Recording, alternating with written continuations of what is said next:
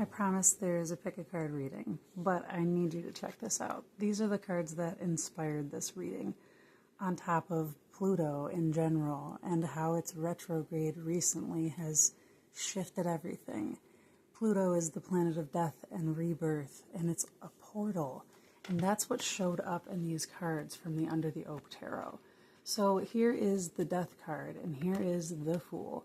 And these came out in a spread for me the other day. And when I saw them, I saw this whole thing play out immediately. In the back scene of the Death card here, it's orange, just like this sky that has a black hole portal. Black, the color of death, coming from an orange sky. And here's Anima, the main figure in this tarot. She's blind, coming up the hill to meet death. Up the hill like Sisyphus. And look at all these fox, which my last name is Fox, by the way. All these fox running down the hill. And they're like running away from death, but she's not. She's embracing. And there must have been one that was brave enough to come with her, because look at here, through the portal, it's like a spirit fox on the other side. And here she is, the Fool, having endured the death willingly. And now she's here for the next adventure, the new life, the new way. And dare I say the purified way? Dare I say the benefited way? The chosen way? And I don't mean that in any other way than like it's okay to have preference. And this is the way where it's like it's not endurance and struggle and grit and hardship and all the things. It's like a spirit fox. Fox are clever. Like, this is so much happening to step a foot on a new journey where you've already been with death as companion and as preparation, as provision. Like, the death has already provided you with everything that you need for the upcoming journey. So that's what this pick a card reading is about. That's what it's inspired by. I wanted to share how truly inspiring these cards are for me, and how that perspective of the death card isn't embraced enough. How it quite literally is the thing that allows me, has been allowing me recently to embrace, like, actually a new perspective, actually a new life. A version of me had to be ended so that I could become this more willing, playful, naive without being naive, wise, with the wisdom and the joy and the curiosity of a child, with the beginner's mind wisdom of the Buddhists, like of the search for, that's never ending, that feels like the only way to honor life. And the search really is never an outer, it's an inner. And it was just 333 when I said that. 333. Take that as you will. It's never an outer journey. It's an inner. But the inner takes you outer, the outer takes you inner, and it's the whole of it. It's the whole of it that transforms you. And it's that black and white, but it's so orange, which is a sensual color. Because we're humans, we're made of all of the senses and the colors and the material world and the spirit world and all of the combination of that for the pain and the opportunity, for the loss and the happening. It's all blended together, and also it is so separate if we separate it. And we can, no judgment. Sometimes it benefits us to have mass separation between two experiences. But right now, I had mentioned Pluto. Pluto is currently, at the time that I'm recording this, 4:44 now, retrograde, which means, in appearance, moving backwards in relation to the rest of the planets in orbit. And what this means is that it has this emphasis on Pluto in general, in life in general, in your chart, in my chart, in everyone's, and more or less so depending on if it affects things in your personal chart. But the point is that Pluto is about what no longer can even exist. Like, you don't get a choice when death comes. You know, this isn't something you can choose it. You can willingly greet, and death isn't going to chase you. It's just going to take you if it's your time to go, though, you know? Like, that's just a thing that you can't go away from. But when you embrace that and when you willingly let go, the rebirth portion, the thing that you get to be when you're willing to do the sacrifice, when you're willing to have the humility, when you're willing to know that opportunity comes to those that hazard a guess at perceiving opportunity, instead of threat, instead of doom, instead of gloom, instead of bad things, things can and will change for the better when you do. And that's like not being afraid of what is going to embrace you, whether you embrace it or not. And however you perceive that embrace is up to you. I'm not going to ramble any further. I wanted to introduce this. I wanted to introduce the timing of this because Pluto is retrograde until October. I'm recording this right now, mid-May of 2026. The pick a card reading will still be relevant regardless of whenever. That'll be a timeless classic thing. Classic. Because Pluto is classic. It sets, and it's funny because it's a generational planet. It does have like the classes type of built-in thing. Lessons, classes, lessons.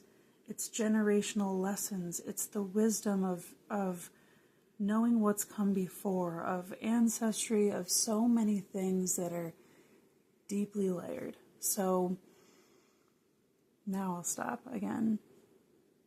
Pick a card reading is coming up. I'll introduce that separately. I look forward to it. See you in your reading. Hello and welcome to Weaving the Magic. And to this pick a card reading, I'm calling the Pluto portal because it's really a fine-tuned reading on the energetics of Pluto at play right now as I record this. But this reading is relevant whenever you come across it, because all across the span of our lives, not only is Pluto touching base with us personally, but that energetic of death and rebirth is a constant need in the human story, in the many different animals' story.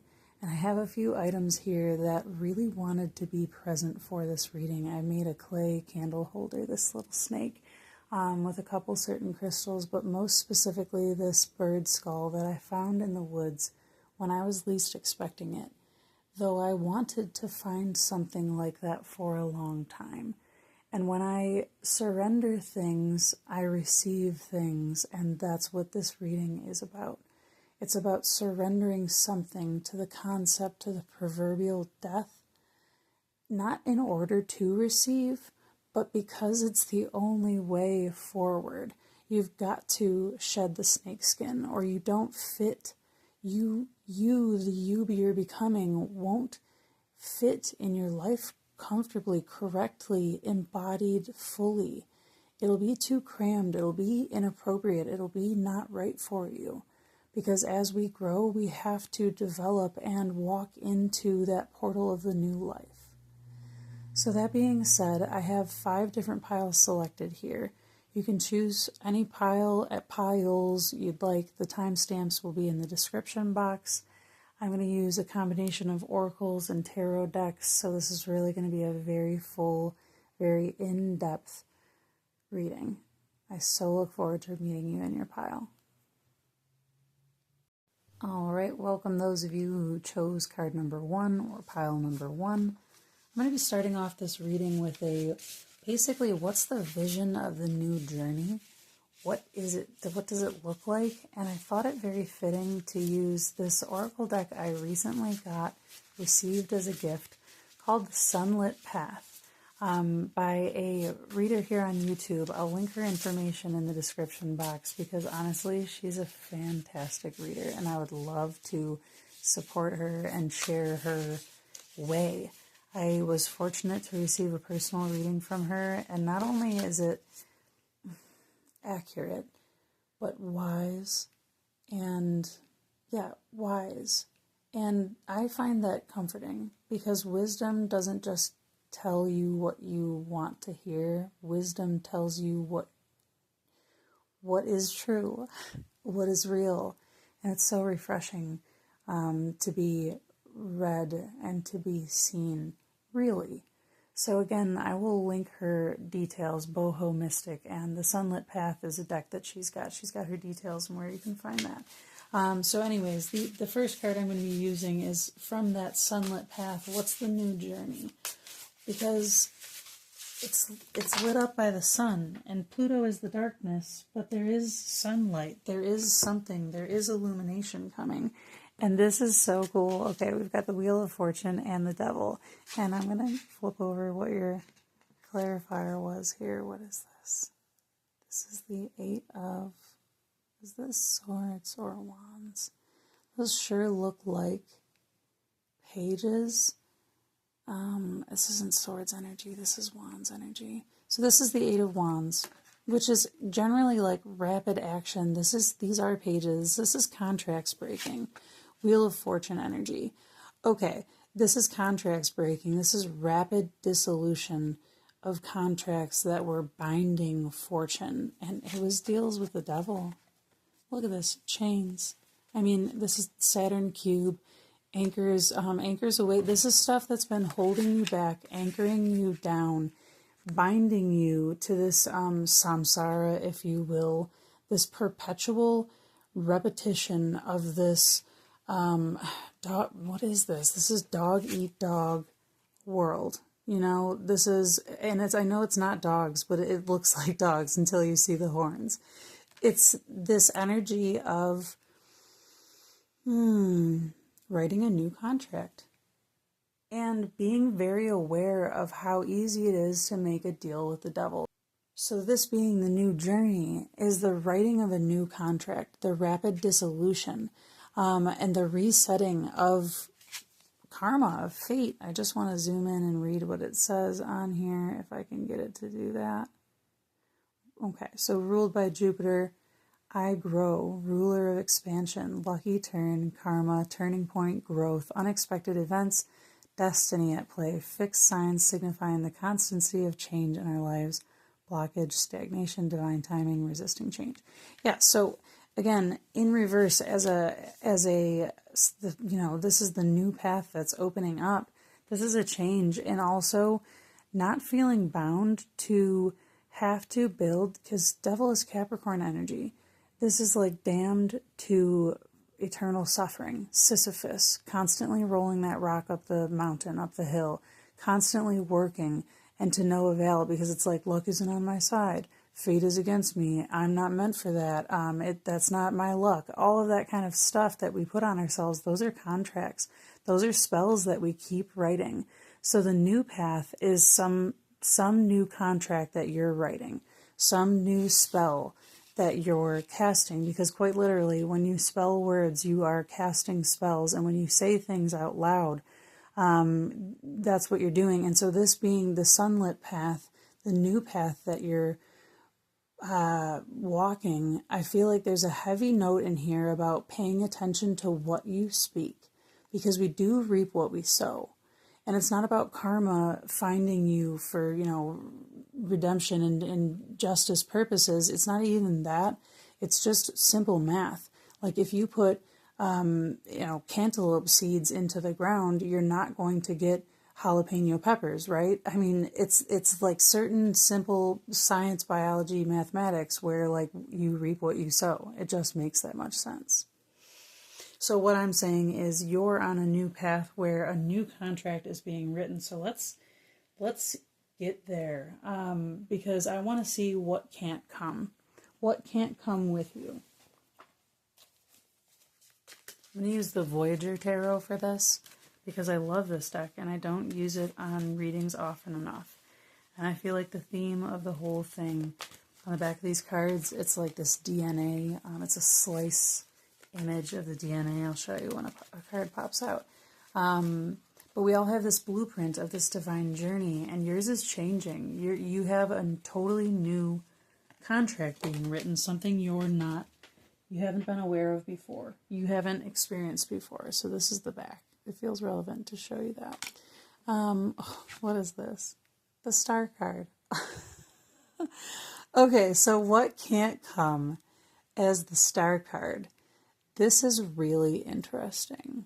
Okay, so this is, if I do believe this is accurate. I'm going to, consult the book here in a minute, but this is Chang'o of the Chinese mythologies, and this rabbit, it links to the moon, but it links to exploration, it links to compassion, it links to this human benefactor, because I believe, and maybe I'm getting it wrong, and maybe this is Kuan Yin. I don't want to be ignorant, so I'll consult the book in a minute, but either way, what it relates to me, because the Star card is Aquarius, it's that desire for the betterment of humanity, sometimes in a detached way, but also in this very intelligent way of like being able to see all of the perspectives, being able to see from this outside perspective. Really interesting imagery that comes up in this whole entire thing.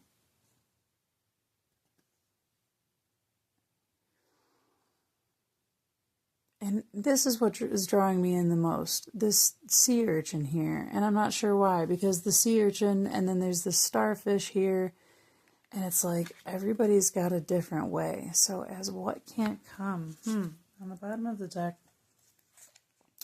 we've got the Six of Cups, reversed, sorrow. And on the top, Woman of Cups, rejoicer. Oh, okay. So this is like having given up hope. I'm going to keep these out for a minute. This is having given up hope based on things of the past, based on past experiences, based on all of your cups having been emptied before. This is like promises and guarantees and sureties that you got from people that weren't ever actually carried through. It's the wheel running over you all of the time. So what can't come is the one that keeps depleting. I feel personally attacked by this reading. Is the one that keeps depleting themselves so that they can hold the emotions for everyone, and put on the happy face proverbially. Woman of Cups is not a bad archetype. And also, when you're the Woman of Cups archetype, but you deny yourself the other archetypes, and you don't get your cups filled, it can be really depleting. I gotta see what's back here.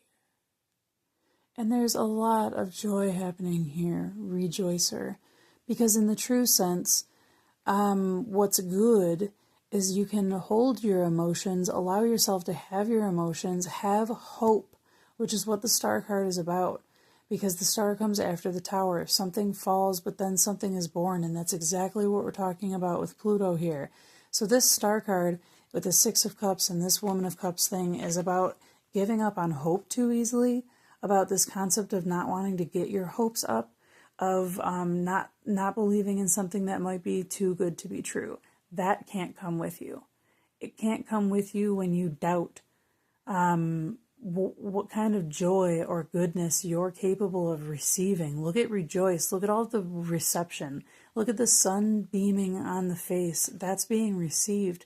The rain being received. All of this is for you. It's not conspiring against you or conspiring to take from you or give you endless amounts of sorrow. That is the old contract. So it makes sense, my love, that you think that. And also, though, this is something new. This is something new. This is something new. When something dies, something new is born. And like it or not, Pluto is moving through the sky right now in a retrograde. And even if this is not, you're not watching this timely to now, if you're drawn to the title of this or this rebirth theme, there's something going. And let it be this. Let it be the doubt of hope. Let it be the doubt of a good thing. It can't come with you because it doesn't belong in the new picture. Because the resonance, the vibration of doubt creates distance. It creates the lack of magnetism. It actually does create resistance. And you can't force yourself to believe something specific is going to happen. So it has to be something simple as, I know I've felt receiving good things. I know I've felt free and easy, no strings attached, good things. And I'm ready for more of that. I know that I sow that, I plant those seeds, I give that in the world, so I'm ready to receive more of that, okay? Because you can't keep the mentality that says, I never get anything good. No one's going to give to me. No one's going to take care of me. It doesn't belong. Okay, so the hidden gift of this. What is the hidden gift that comes with? Wow, I don't know why this is here, but call upon or embody turtle spirit. Patience, emotionally balanced, determination, safety, and security. Of course I do know why it's here. This was meant to be here. It didn't come out on accident. It was just sitting on the rest of the cards when I had put the other deck down. Anyways, so there you go. Extra card for you there with that turtle. And again, it's not a coincidence. Look at the shell. It's like, I'm safe. I'm equipped to navigate these waters. I'm a sea turtle. This is my forte, feeling. And I know how to feel the old contract. I'm capable of feeling into a new contract in which I'm rejoicing. And I can have patience with myself with how challenging that is, because it's challenging to become emotionally balanced, but I'm determined to feel the safety and security that wants to come to me too. All right, so now the hidden gift, because that was a little gift, just to say it, just to feel it. So what is the hidden gift in this whole entire alchemical goo dissolution and then reformation process for those that chose pile 1?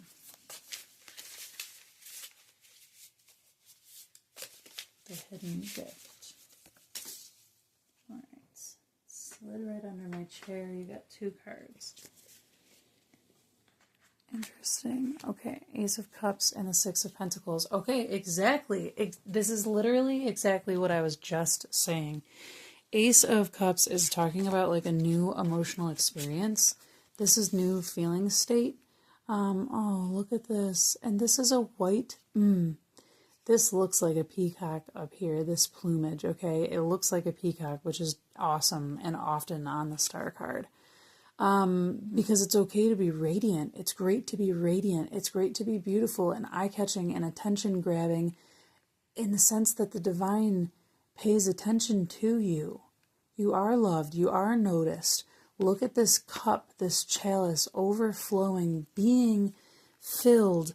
Oh my gosh, if you didn't watch the beginning intro video, I had referenced the cards that inspired this from this deck, where this orange color became the portal where death takes you through to transform, and that very same portal is now pouring this emotional energy for you to quench your thirst, your every desire. It's like the fountain of youth, the fountain of loveliness and everything good.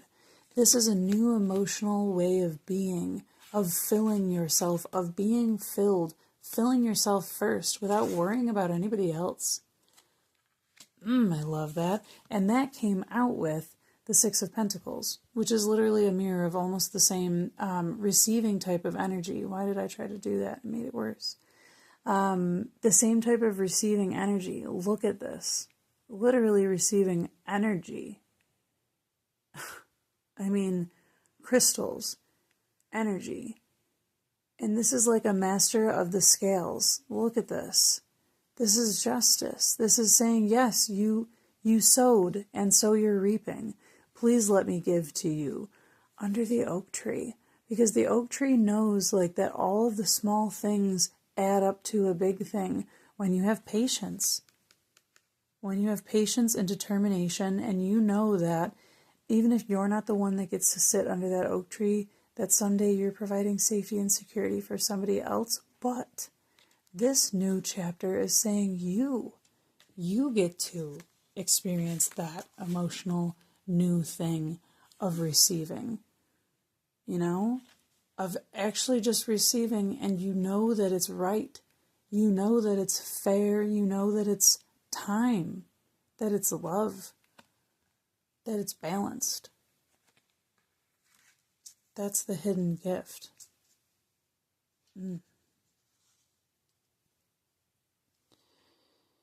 Okay, and so then on this new path, again in the intro, there was these fox on the death card that were running away from the death card. And then on the next card with it, which was the Fool, she, Anima, the main character of this deck, was with this like white fox, this spirit fox. And it was just incredible. And so I really wanted to pull two different oracle decks here. I'm going to use both the Herbal Astrology Oracle, which pairs an herb, with its astrological rulers, as well as the Woodland Wardens deck, which is more herbology and animals, because it's necessary, important, long forgotten, ancient, ancestral, rooted, wise, to be connected with the earth and its inhabitants. And I'm saying this as Pluto is the farthest away from us in the solar system. It's the farthest away from, the sun, the heat, all of that illumination. And who knows about life on it. But we have that here. We're not in the dark about what's available to us. And we have warm bodies and all sorts of life around us. And Pluto is almost like the duality mirror to that. Like when death comes knocking, you suddenly appreciate what life is all about. And so this is to walk with appreciation for what life is about. Passion flower, surrender. Oh my gosh. And this number is very personal to me. And this is Neptune and the moon. And this is all about the subconscious. Look at the owls on here. Passion flower. And this, is it not the same cup? Holding this with eyes closed in humility, not in, look at that face, surrender. This is like drinking the Kool-Aid, and I'm not laughing, but I am laughing because I'm laughing because I don't take me serious. I don't agree with cults that manipulate your beliefs and force you to believe stuff. I believe that everyone is their own conduit to, the higher divine, whatever you want to call it. So I'm sorry for the laughter, but it's just how it comes through. Passion flower. Surrender to the trustworthy. And so I'll explain 43 because it's necessary.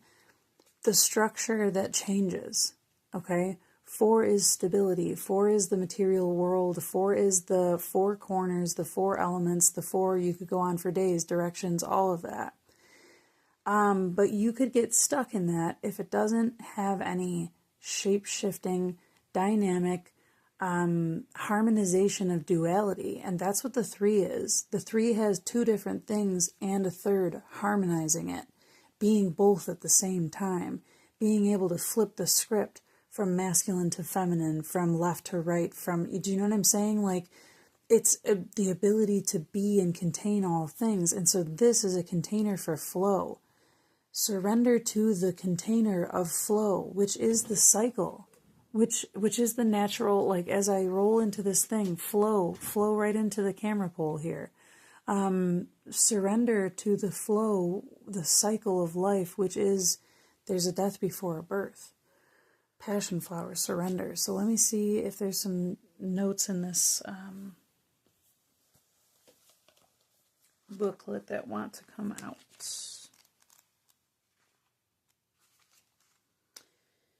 Interesting things. Okay. Oh, wow. Passion flower, a precious botanical native to Central and South America, was named for the Passion of Christ, referring to his suffering and death by Roman Catholic priests in the 1500s. It was also called La Flor de las Cinco Llagas, or the flower of the 5 wounds. Wow. Referring to Christ's stigmata. Okay, I'm sorry, pause.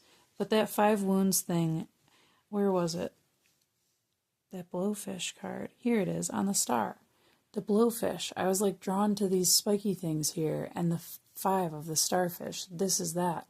The wounds. And the wound is not being able to have hope, because anytime you've ever surrendered to anything, it was the wrong thing. And so now it's left a bad taste in your mouth about surrender, but also you haven't realized yet that you have become a very intuitive being, and that you have kindness and goodness and real energy on your side.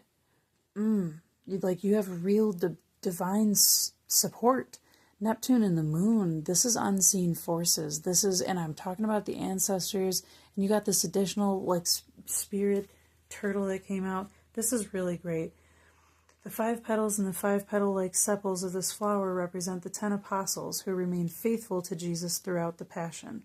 The circle of hair-like rays above the petals represents Jesus' crown of thorns. Wow, wow, wow. This is interesting. A nervous system tonic, sedative, interesting. Used by many shamans in floral baths to calm and cleanse the spirit. It's considered a bridge to Christ consciousness, which assists in direct communication with the mythical voice within. It was also used as an incense to alter the energy of spaces that were stressed, traumatized, or disrupted. Passion flower is ruled by the mighty powers of Neptune, the planet of spiritual realizations, religious experiences, the spirit world, and Maya, the great illusion. Guidance. I'll read this whole thing. Passion flower symbolizes surrender, sacrifice, and the crucifixion of the ego.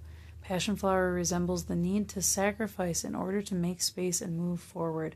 The all-seeing double-headed owl symbolizes the great understanding perceived from both sides, whether it be upside down or inside out, and bestows goddess passion flower with unseen truths as she performs rituals for letting go. Wow. Discernment is key to experience greater truth and opportunities. Here's the deal, Dale. Discernment is where that word just left off. I almost said something when I was reading it, and I didn't, and I almost was going to go back, but it came up now. It was meant to.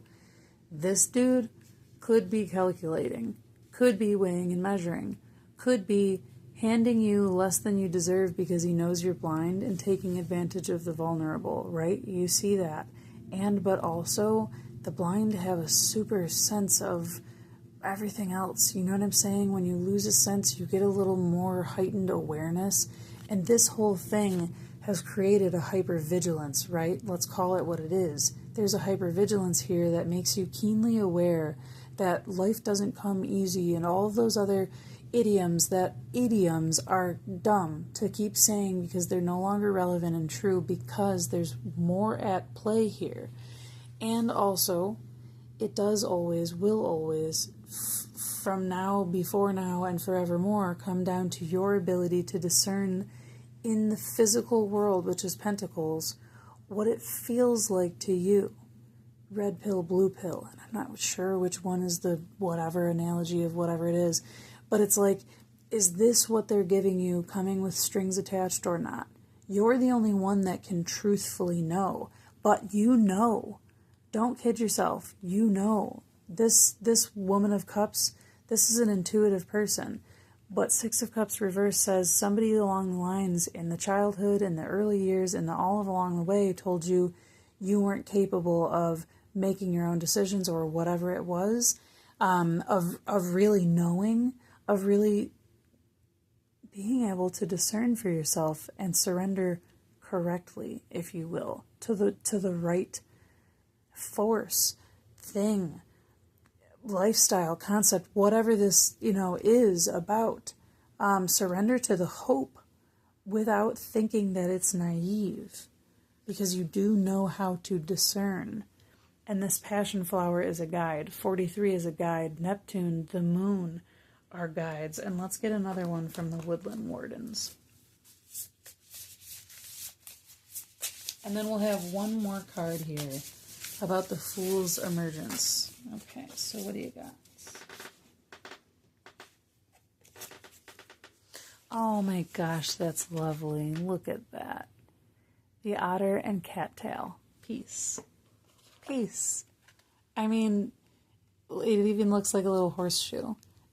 Just like laughing in the face of like the concept of luck is not on your side and all of that stuff. It's like, no, it is. Because peace has nothing to do with luck. Let's see if I can get this Roman numeral right. That's 39, I think. Interesting. The otter and cattail. Peace. Okay, so otters are so fun and playful and enjoying of life. And the cattails are like have the best position in the entire world. They're grounded by the water, and they have so much value really in the ecosystem. Peace does. Peace has so much value in the ecosystem. Play has so much value in the ecosystem. Being flexible. And that means being able to flex your mind around the possibility that good things could actually happen for you and are and will, and that there's things on your side, that the wheel could possibly turn, and that something could be there for you, is accurate. That's an accurate assessment. It's not a naive statement. Yeah, that is 39. Wow, I'm so proud of myself. Maybe you need that too. Roman numerals have been really confusing for me for a long time, and I think I'm finally getting it. So yeah, again, take that if you need. The otter glides through the water with grace and fluidity, a beautiful sight to behold. The otter's playful swim brings calm and joy to those who witness it. The cattail is a symbol of peace and prosperity. It can be used for a variety of domestic purposes, from basket weaving and bedding to home insulation. It is also a nourishing food. You are entering a time of peace and tranquility. Enjoy it, allowing yourself to relax fully. And if you feel at odds with that peace or it feels disconnected, remember that your discomfort is temporary. Limit your struggles by going with the flow. Turn onto your back from time to time, letting the current carry you forward. And 2 questions it leaves you with in this guidebook here. Do I allow myself to enjoy peace when it finds me? That one. That hits. Pause it if you need to. Write it down. Do I allow myself to enjoy peace when it finds me? Ask yourself about that. And am I struggling needlessly against a strong current? In other words, what is Pluto coming for? Surrender. Surrendering this mindset, again, of like, I have to do it all myself, I can't hope, there is no hope, all that stuff. So now you've got your guides, you've got the medicine, you've got a lot of guides, you've got a lot of gifting, you've got a lot of emotion being received, and with all of that being said, let's get a card for the Fool's emergence. What is the version of you that begins? Period. That begins now, on the other side of this, whenever you claim that. And I'm using the Unveiled Tarot for this. What is the you on the other side of this? For those that chose pile 1.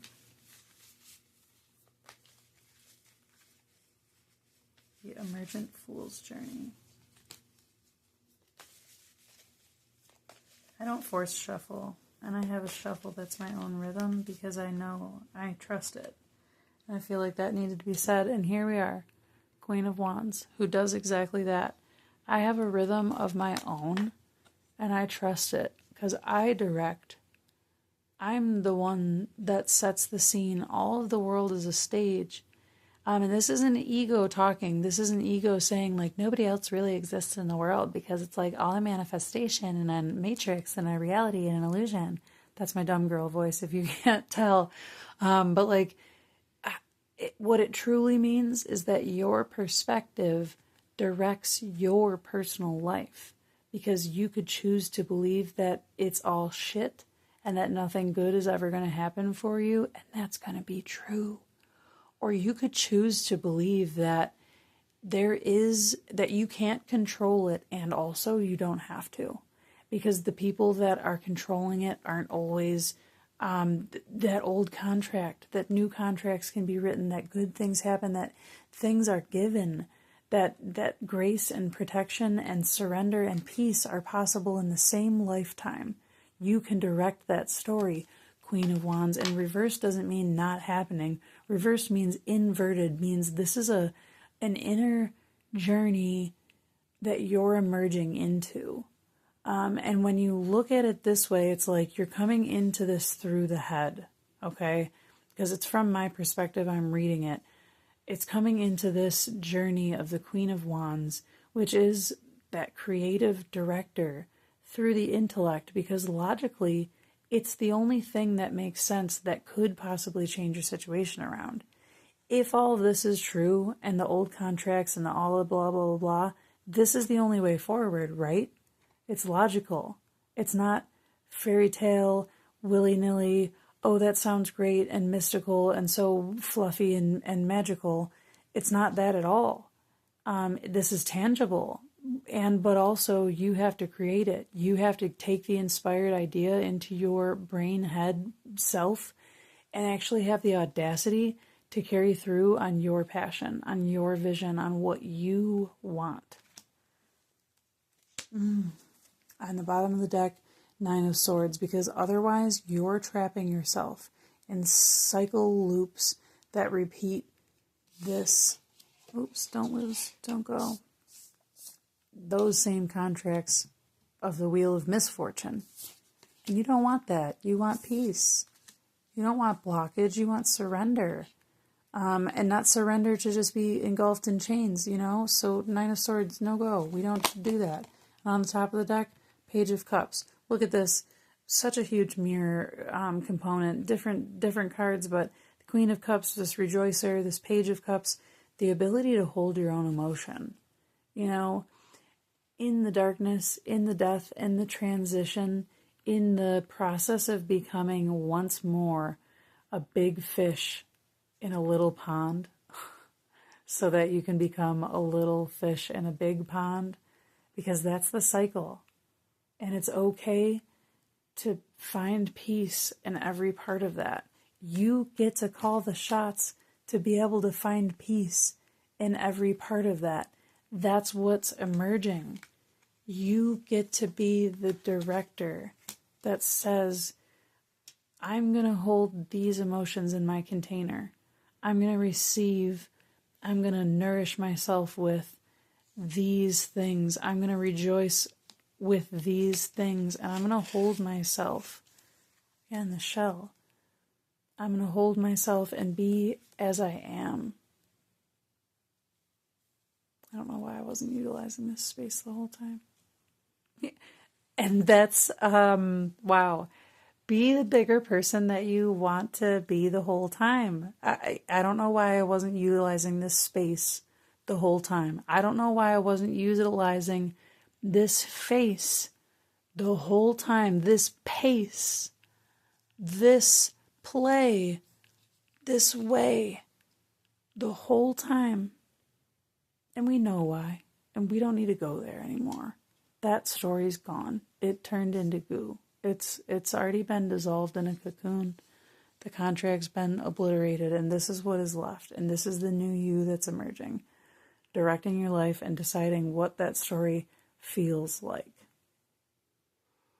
I really appreciate being able to do this reading for you, Pile 1. And I know your name is not Pile 1, but I can't possibly know your name for all the massive amounts of people, or very few people that read this, watch this reading. But, you know, the point of that is your individual self does matter. You're more than a person that picked one pickup card reading. Like, you have a very unique perspective, and that's noticed. It's noticed. So take notice and keep taking notice. Use that as a mantra. Notice the things that you can rejoice in, the things that you can trust. Your ability to discern. 35, if it matters to someone. I really hope you enjoyed this reading. Thank you so much for watching all the way through. I would love to hear your stories, your thoughts, your feelings, what resonated in the comments. If you like this video, please do hit that like button. And if you haven't yet subscribed, hit the subscribe button. And I will hope to see you in the next reading. All right, welcome to your reading. If you chose the second card or pile 2, basically I'm going to start jumping into shuffling some other oracle and tarot decks here on this journey with Pluto. The first card out, I'm going to use this oracle deck called the Sunlit Path, because this first card represents what is the new journey. And I firmly believe that the new journey emerges in the light of the sun, the illumination. And this oracle deck is excellent.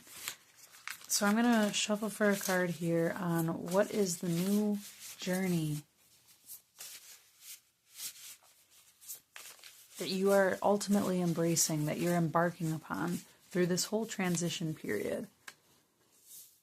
Per throw. So this is the rune, hidden knowledge, divination, fate, chance, luck, initiation through discovery, and the unknowable.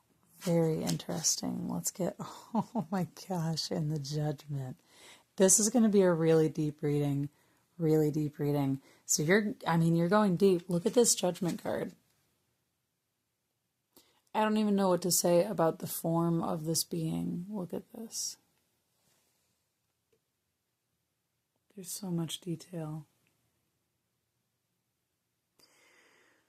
Judgment, oh my gosh, there's so much imagery of like crucifixion nature, okay, between the crown and the side and the thorns, and then look at the androgyne, look at the androgyny, eyes like fire. This is the description of Jesus in the form that is before the canonical Bible, from the Ethiopian Bible, from the original Bible, from the unbastardized Bible. This is the form of Jesus, of the Christ, okay? And you heard everything else I just said. This is way different, goes way beyond. Look at the amount of arms. This is many beings. This is divine face. This is being the new journey with hidden knowledge, divination. Like, you are in an awakening. You are in a Christ embodiment. This is deep. Let's go further, shall we? Because you already know that, right? What can't come? I'm curious. I just want to see what was on the bottom of this deck. The Hierophant. That's ridiculous. Get out of here. And this turtle spirit was in the last reading, but this is really interesting. I'm going to put this back because it feels redundant. We don't even need it. We already know that. So legitimately, I'm going to move on. I feel like I'm going to talk to you that chose pile 2, in a way where I don't explain things very much because I don't think you're going to need it. So what can't come? What can't come on this journey of judgment? Because judgment is not judgment. Judgment is non-judgment. Judgment is truth. Judgment is accurate assessment. Judgment is the weighing, but it's like the filtering is more accurate. It's more accurately like the filtering. And even look at this. Look at per throw. Put it this way and put a very thin thing over it, a piece of cloth, whatever. This has become a filter for water to come into, but to filter the sediment out, okay? That's what we're talking about here when we're talking about enlightenment or Christed or whatever. It's like coming through the filter with all of the sediment and the debris left behind. And that doesn't mean losing your humanity. It actually means holding both. Look at this. The divide doesn't break a Christed figure. These are wings. You become capable. You have more arms. You have more limbs. You have more extensions to be able to do more. You can't be contained with one face. Wow. Wow, wow, wow. All right, so again, Voyager, come here. Come on down. What cannot come with those that chose pile 2? What can't come? That's too many cards. What can't come with them on this journey?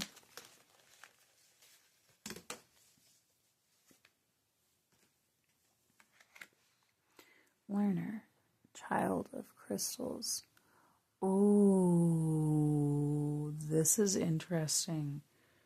Crystals is the mind. Crystals is the sword in the Voyager Tarot. And child of crystals is the page. Page of crystals. So this is like, oh, very interesting. This one is afraid and clinging on to like the childlike. And this is what pyramids it looks like in the crystals. And almost like the obsession of what can I do. What I feel very much from this card, without any further whatever, is being obsessed with tracing and mapping consciousness, or having the words to describe it. That's why I said I'm not going to explain everything, because the fact is that it's a trap when you keep trying to explain it or find that one thing. 555 on my thing, just like the Hierophant card, 5. When you keep trying to explain it, when you keep trying to nail it down, when you keep trying to be the one person who knows succinctly more than anyone else, or the wisest person in the room, you fail at that. Humility is the only way. It's interesting because it's saying you can't bring with you, learner, child of crystals, this page energy, but because it's saying specifically, you gotta drop the concept of thinking that not knowing everything puts you in a disadvantaged position. Not knowing everything puts you in the greatest position to be curious, because curiosity is everything. Curiosity is wisdom. That's why Christ, who was perfect, descended and came through and became all these lesser forms to come here and experience. That's curiosity. That's divinity. And you can say it's to absolve us of sins and blah, blah, blah, and all these things. I don't think that's the case. I think that it's for the experiment of having a divine being come to the earth with otherwise compromised beings to see what happens. And we know what happens. And so this note about the pyramid here is also like a focus on the history, past history. Because here, hidden knowledge, divination, all this stuff coming out, this is about internal. This is about, look at, it's closed to history. It's open to the future.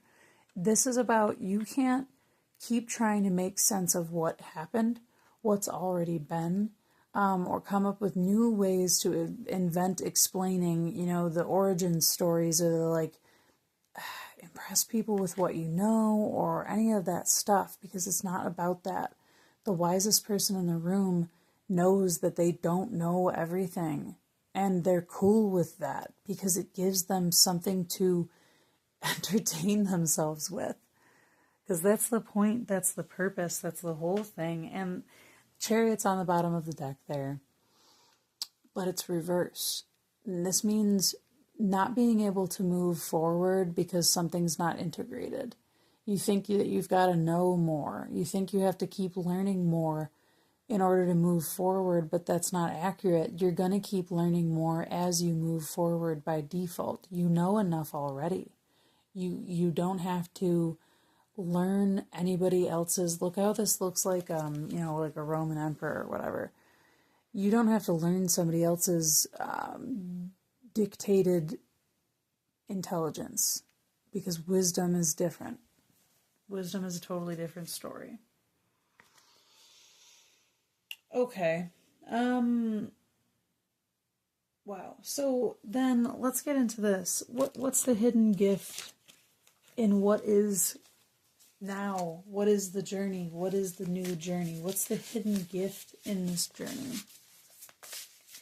And for this, I'm using the Under the Oak Tarot, which is the same deck that I used in the beginning for the cards that inspired this reading, which I really love the imagery of. So for the Voyager, the hidden gift.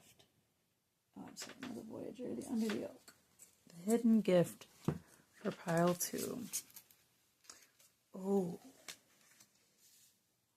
9 of Pentacles, Ace of Pentacles. I'm going to pick these back up, actually.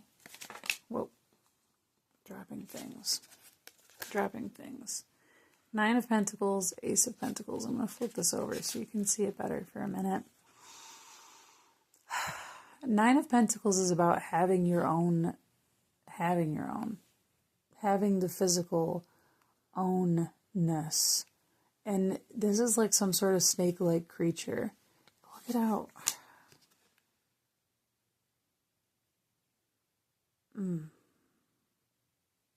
Okay. This is being able to see all of the occult symbolism, see everything for what it is, see the both and, see with eyes wide open and shut. To know what, man, what do I even say about this? You're holding both. The hidden gift is being able to hold both.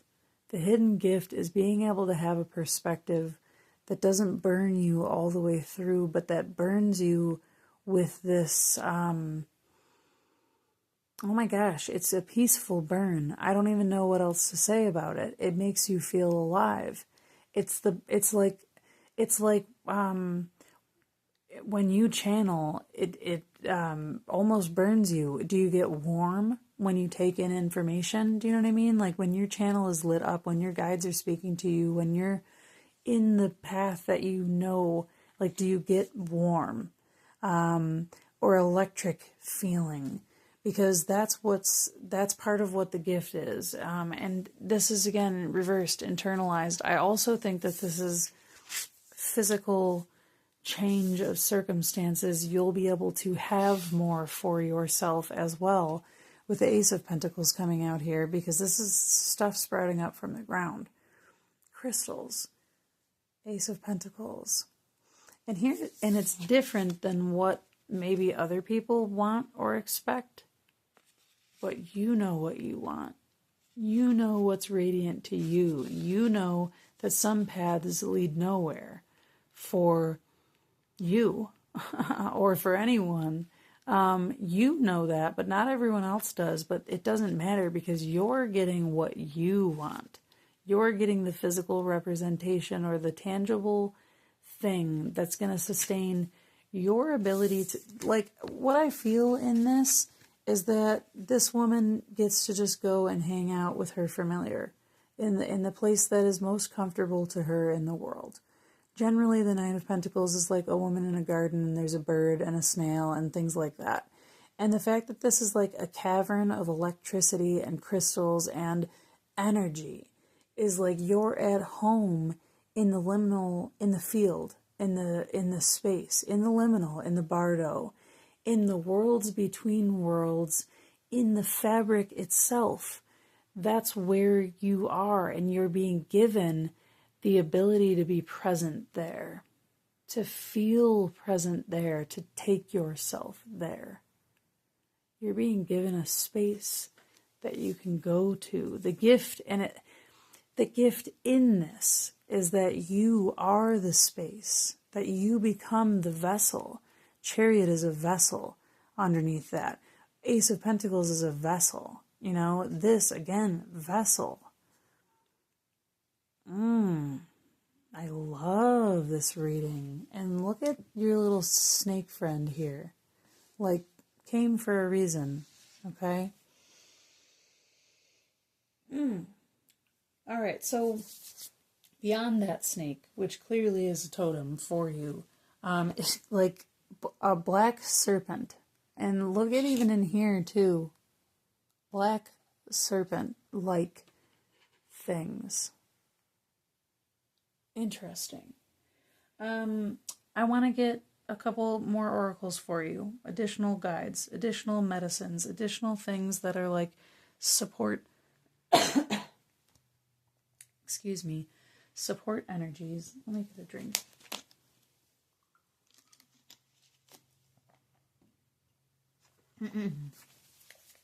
So here from the Herbal Astrology Oracle, what do you got for those that selected pile 2? Who is showing up with wisdom on their path, with guidance on their path, with camaraderie Solidarity. Oh, you got... Oh, that's too many, but that one flipped upright, so I'm going to keep that one. Cool. Mandrake. 45. Sensuality. I'm not shocked. I'm not shocked. Let me tell you why. Because all this orange, look at the orange crystal, look at the orange in the fire in the eye, look at the gold in the pyramid, all of this same similar portal energy to that death card in the beginning, in the Under the Oak Tarot from the intro. Stop and smell the flowers. And this is reminding me of, if you've watched Harry Potter where they do the mandragora and they're like screaming when they come out of the pot, which is a sense. All of it's a sense. And again, curiosity isn't bad. And it doesn't mean you're naive or you're not intelligent. Curiosity is like, oh, I wonder what this rose smells like when I, put it over here in the sun for, I don't know, why can't I come up with anything? I wonder what this feels like. I wonder what this tastes like when you cook it with this. I wonder what, you know what I mean? It's wonder, it's curiosity, and it's using your senses to inform your experience, to indulge your experience, to even the score, even the odds, because I get the very real sense that you want to create justice, that you're here on a divine mission, and that you feel like it has to be more meaningful, that it has to mean more, that there is more meaning. And my love, there is, it is, you are the meaning. The meaning is what you do with it. It's your sensual experience.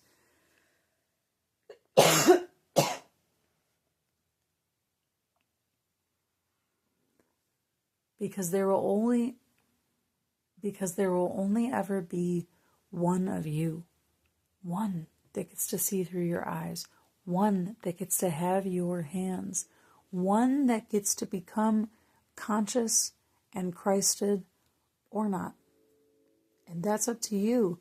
45 breaks to a 9, which is that continuum number.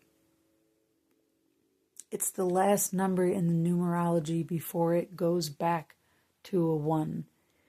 And it's also the last number in the 369 sequence. It is the divine level. It's the divinity level. And how do we as humans reach that? By challenging ourselves, 5, to ground, 4, into the experience, to be here now and take in the 5 senses experience here in the physical world, because we're either trapped in it, right? We're either being controlled by it, all of that stuff that again, I feel like this initiation and the judgment and all this stuff, it's like you've been on so many paths where it's like and can map the occult inside out, but it's not about that anymore. It's about feeling this life that you have. So Mandrake, sensuality, with the message of like how do that, embody, how to feel it, how to be less in the mind and more in the body experience. And you've got pentacles all over the board here. Mandrake, sensuality. Sensuality, discovering new forms of intimacy, finding the inner beloved, expression of healthy sexuality and abundance. Wow, this is great. The inner beloved. Known as Satan's apple, devil's apple, and man's root, mandrake is one of the most famous mystical aphrodisiac plants. In ancient times, the dried root was soaked in wine and enjoyed as a love potion, and was believed to be a cure for infertility in women. Native to the Mediterranean, the roots of this unusual plant look identical to a little human.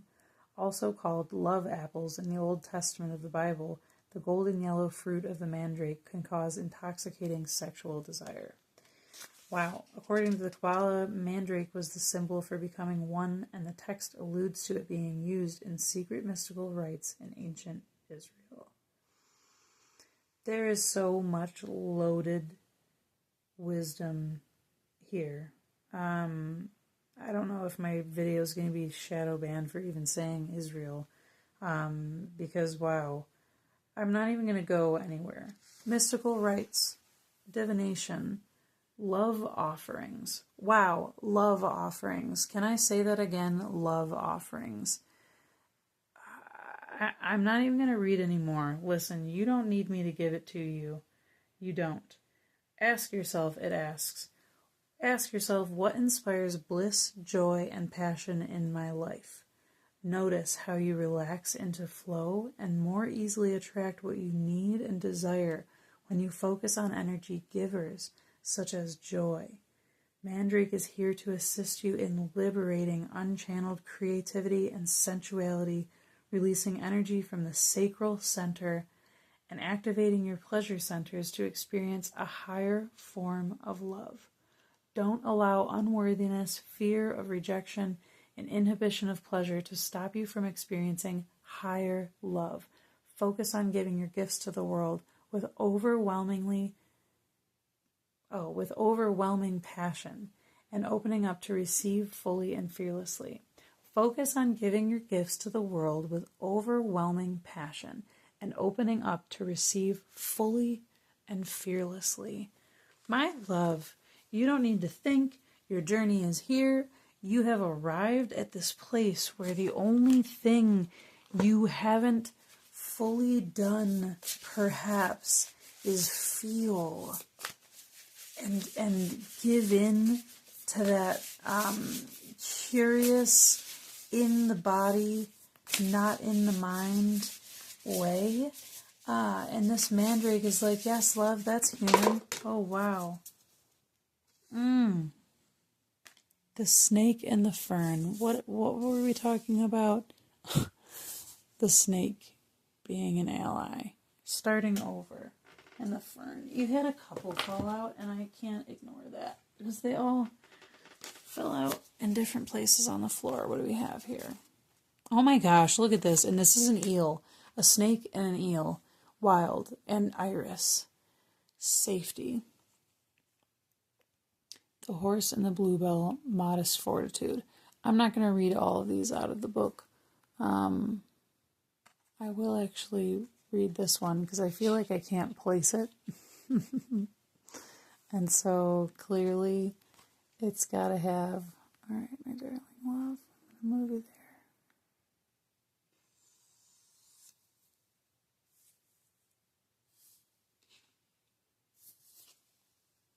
I like having things where they feel like they make sense. Okay. Thanks for your patience there. Okay. Yeah, snake and an eel. That's amazing. Really. Starting over, safety. Starting over safely. Look at how this looks all dried up, and then this is like one bud, but it's luscious. You know, there's fewer leaves, but there's also a bloom. And ferns, like, get stuck in the... And not that one is better or whatever. It's just the fact that, like, this one feels more alive. And this one feels like the thing that's dead. And look at how coiled it is. Sometimes, like, the tightness of something. But where it could just be, like, lubricated and slippery. It could be easier. It could just glide with the sensuality, okay? It's all about it's all about the ease of use. It's all about the fluid way.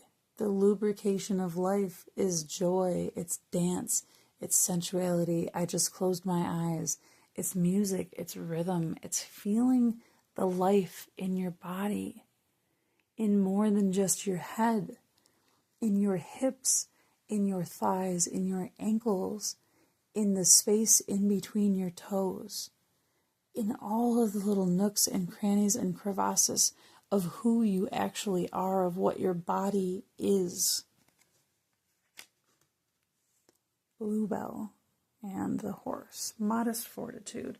I'm going to read this one because I'm very curious. I do love that this feels like Jiminy Cricket consciousness, but of the divine nature, the purple. It's the purple that comes in. It's that violet crown chakra thing.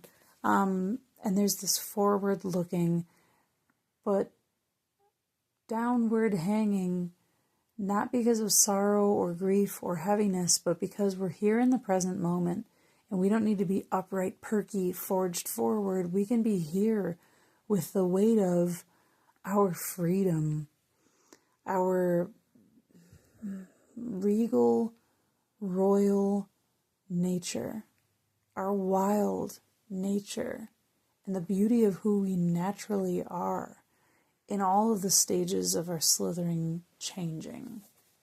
Okay. Modest fortitude. Its downcast blooms cause the bluebell to bow gently at its stem, symbolizing modesty. In contrast, the horse is a striking creature, proud and muscular, able to bear great loads and travel long distances. It is known for its superior strength and stamina. Taken together, the horse and bluebell remind us that the greatest feats are the result of much humble practice. Work quietly and consistently. The time to shine will present itself in the future. For now, focus on your process rather than its reward. Wow. In reverse, this also stands for your yoke has grown heavy. Remember why you began on your journey. If the reason is worthy, continue pushing. Your efforts will make you stronger. But things to contemplate. Am I too focused on earning praise and not focused enough on the substance of my work? When is it worthwhile to push through adversity, and when is it better to rest? So different, I think those messages are for different people depending on where you're coming from. But I think the point of not needing to be recognized hurts the ego. But that's why you are who you are, because you're meant for many ego deaths. Because you know it's not about your ego. It is about you. And you know what I mean by that. Because this was the first card out.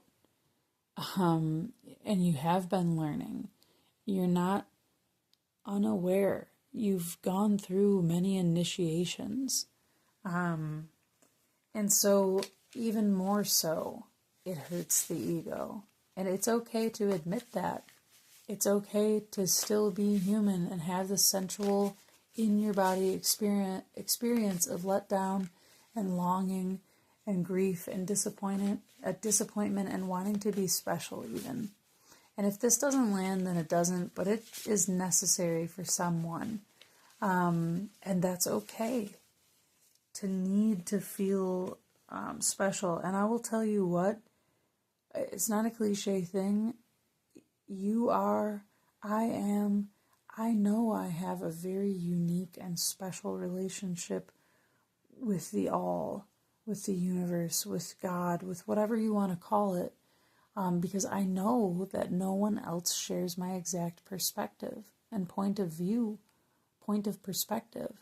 So no one else could possibly have the relationship with the divine that I do. So of course I'm special. That's a little silly head.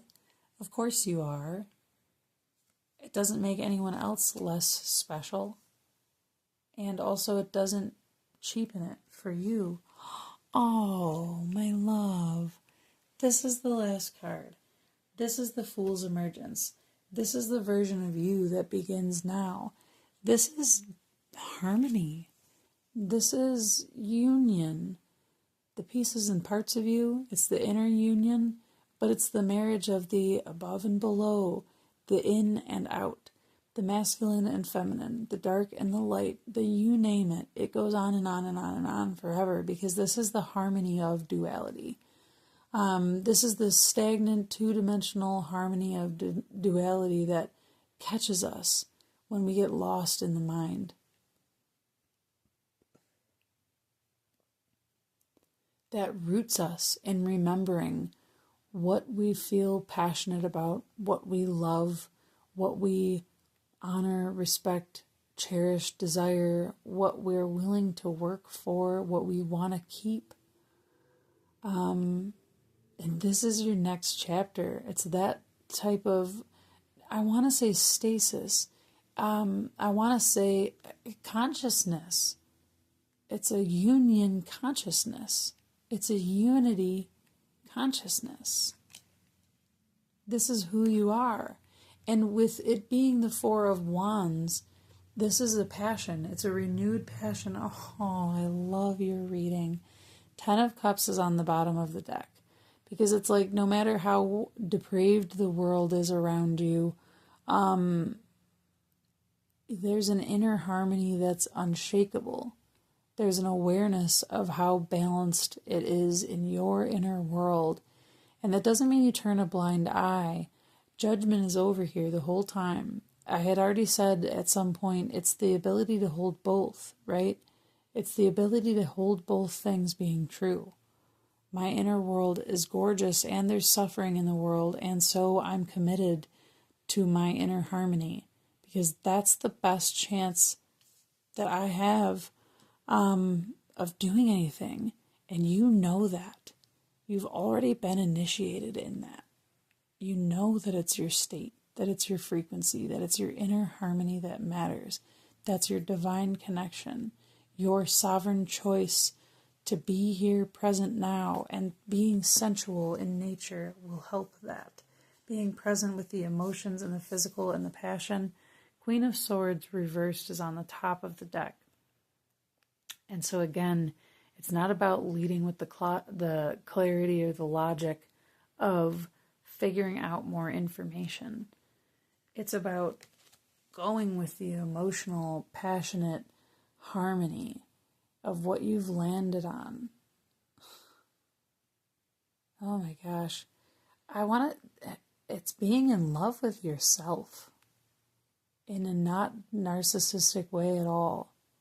In a very true, real, divine platform type of way. It's being in love with yourself, being in love with your life, appreciating the channel that you are. I'm so glad that I get to be the channel of divine wisdom that comes through me. I'm so glad I get to know the unknowable, that I'm a vessel for that I get to see it, that I get to see it sprouting up. The version of you that emerges is, wow, the bridge. You are the being of the liminal, here in the physical, bridging it all by feeling it.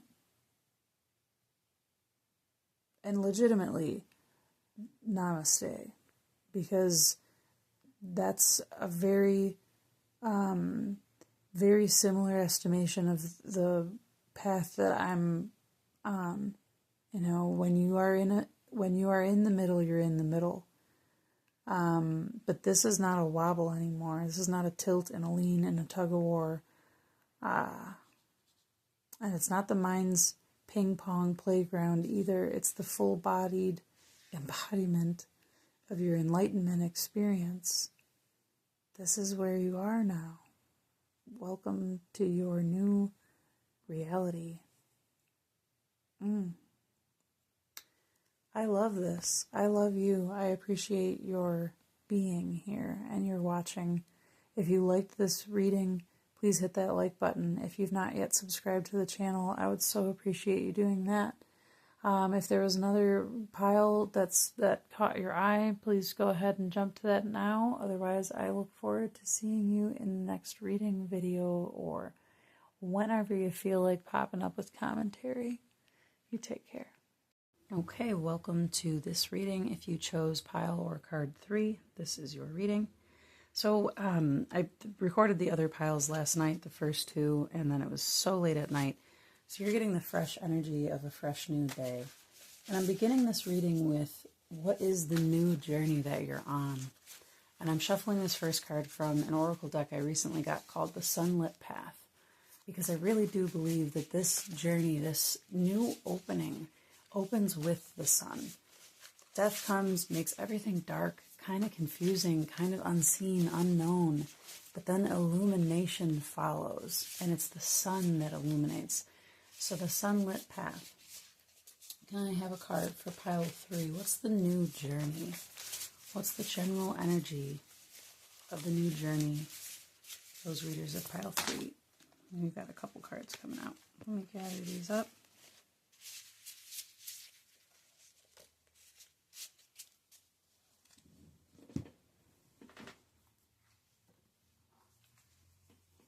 Okay, so we've got quite a few here. We've got the element of air, the North Node. Oh, goodness, I love this. Clarity, sense of direction. This was in reverse. Death in reverse. Can't make it up. Interesting. So, death, Dharma, the North Node, and the element of air. And let's get this tarot card flipped over. This was the significator. Wow. Is this the Ten of Swords? It is. Ten of Swords in reverse is your significator for this reading. And the new journey is about your North Node, what you're destined to become. But also, I mean, it is this whole reading. I'm not surprised you clicked on this reading because your North Node, your Dharma, your life purpose is embracing the death energy at this moment of time. But it's about having clarity around that. It's about communicating with death. It's about, see how it says intellectualism on the top? But the significator of your reading was the Ten of Swords reversed. I feel like this has got a lot to do with the death of the old thinking version of yourself, the one that's like hyper-vigilantly thinking, and the birth of the one that sees the purpose in all of that, that sees what was. It says consciousness, embracing collective consciousness as a way of life. All of your struggle, all of the suffering, all of the many deaths you've had to endure in this lifetime have been for purpose. They've taught you something. They've given you an intellectual knowing. You know things because of what you've gone through, what you've faced, what you've had to think about, endure, and what has challenged you. Just reading, wow, I love it. Look at this. Look at this. It's a shell of itself. And only once, when something starts dying, it's going gray. Think of it as like, if this is a graphic, horrific thing, but like a piece of meat, okay? A piece of meat when it's like fresh from an animal is pink. It has life, in it still. But then as it rots, decays, ages, it turns gray. And that means it's dead. Life has color. Death is gray. And I feel like there's going to be a point where that circles back around. This purple and orange. Here's this orange up here. All of the rest of this purple in these cards. The purple, the violet, this is crown chakra energy. And the orange, this is sacral chakra energy. And so this is like this essential channel. Channeling through all of your senses. I just want to read the keywords on here. Associated with Scorpio, metamorphosis, endings, becoming, transformation, end of a cycle, dissolution of a union. Wow, that's interesting. We're going to pull some more cards up to see here, but beginning of a new cycle, leveling up, spiritual growth, finality of a situation, rebirth, awakening, denial, prolonged grief and fear, and resistance to change. The interesting thing about this, these cards had come out reverse. So the new journey is, to me, it's to stop thinking about it the way. I feel like almost some of you might have rolled your eyes when all these cards came out, because it's like, yes, tell me something new. I know that I'm in this cycle, so what's the point? Because I'm feeling this wrapped up in the intellectualization of the whole thing, and that we need a little more. So let's move forward with the spread. So what can't come with you on the new journey? If the new journey is about embracing what you came here to do and using what you've gone through, what you've become through many processes of deaths, what can't come in this new version? What can't come in this new journey, in this new Fool's journey that you're on? For this, I'm going to be using the Voyager Tarot.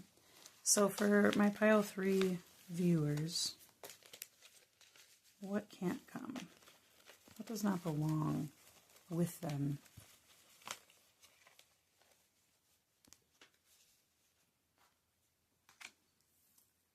Time, space. This is judgment. Wow, this is so interesting. You might have been drawn to pile 2 also. I'm feeling a lot of similarities in these two. Time, space, judgment as the thing that can't come along. I feel like that might have even had this card in the same position. And I mean, of course, because really, if you're on a path of ascension, if you're on a path of like actual alchemizing, how else can I even say this? We live in a dense earth world. And if you intend to not be bogged down by the densities of the earth world, judgment is the one thing that will free the weight. The lack of judgment, the acceptance of what is, and the knowing that, like, yes, you can make discernments and you can make choices, but when you pass judgments and you make condemnations and you say this doesn't belong but this does, you're creating separation. You're creating time-space ripples or pinches or whatever it is. Energy flows smoothly, no matter what. If it's bad, good, whatever. Energy is being harmonized all the time. But as soon as a conduit for energy, a channel, a human being, feels that energy coming through and pinches off and restricts it, it stops something and creates something else, a ripple effect. And if it's based on negativity, you're creating ripples of negativity. What's on the bottom of the deck? Emperor reversed on the bottom. On the top, equilibrium, 2 of cups. Interesting. So what can't come with you? Ooh, that 2 of cups on the top. And the Emperor reversed on the bottom. I'd say what can't come with you is to judge yourself as to how well you're doing it. What can't come with you is the way that you expect from yourself. Look at these like heads of Buddhist monks here. There's this expectation for perfection here. There's this ritualized doing the same thing over and over again in devotion that monks share. And it becomes this discipline, this habit. Because of the devotion, there's a discipline. And in the Western world, we get this fucked up real bad. We discipline ourselves without love and without devotion. And we think that that should be enough to make us want to stay, want to commit. But commitment and devotion are totally different things. Commitment can be completely devoid of any devotion at all or passion at all. You could just say stubbornly, I'm committed to doing this. But that doesn't mean it's a good thing. Look at this. There's 2 different worlds. There's 2 different ways of reaching this like plateau. It seems like these are the same scene, but with different things happening around it. Because habits, committing, devotion, sticking to the plan, sticking to the game plan only is fulfilling. It's only fulfilling, it's only rewarding, it's only bringing you closer to your actual goals if there's some passion in it.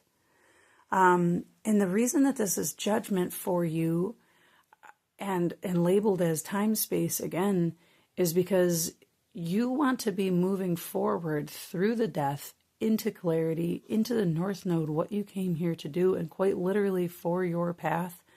You've got to put down the judgment of yourself, of your expectations, of what you've been able to get of how far you've been able to get or go, of what you've been able to make of yourself, of your life, of your path up to this point.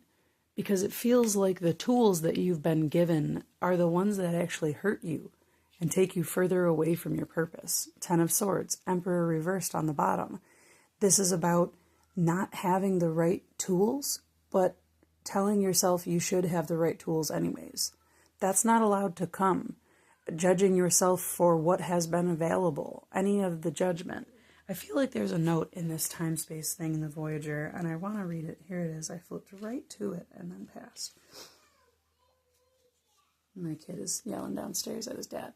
Time-space, known traditionally in the tarot as judgment or aeon, is symbolized by, I'm going to mispronounce this, Zipe Totec, Aztec god of spring, who, wearing the skin of a sacrificed human, represents the new life which attends the death judgment of old karmic patterns.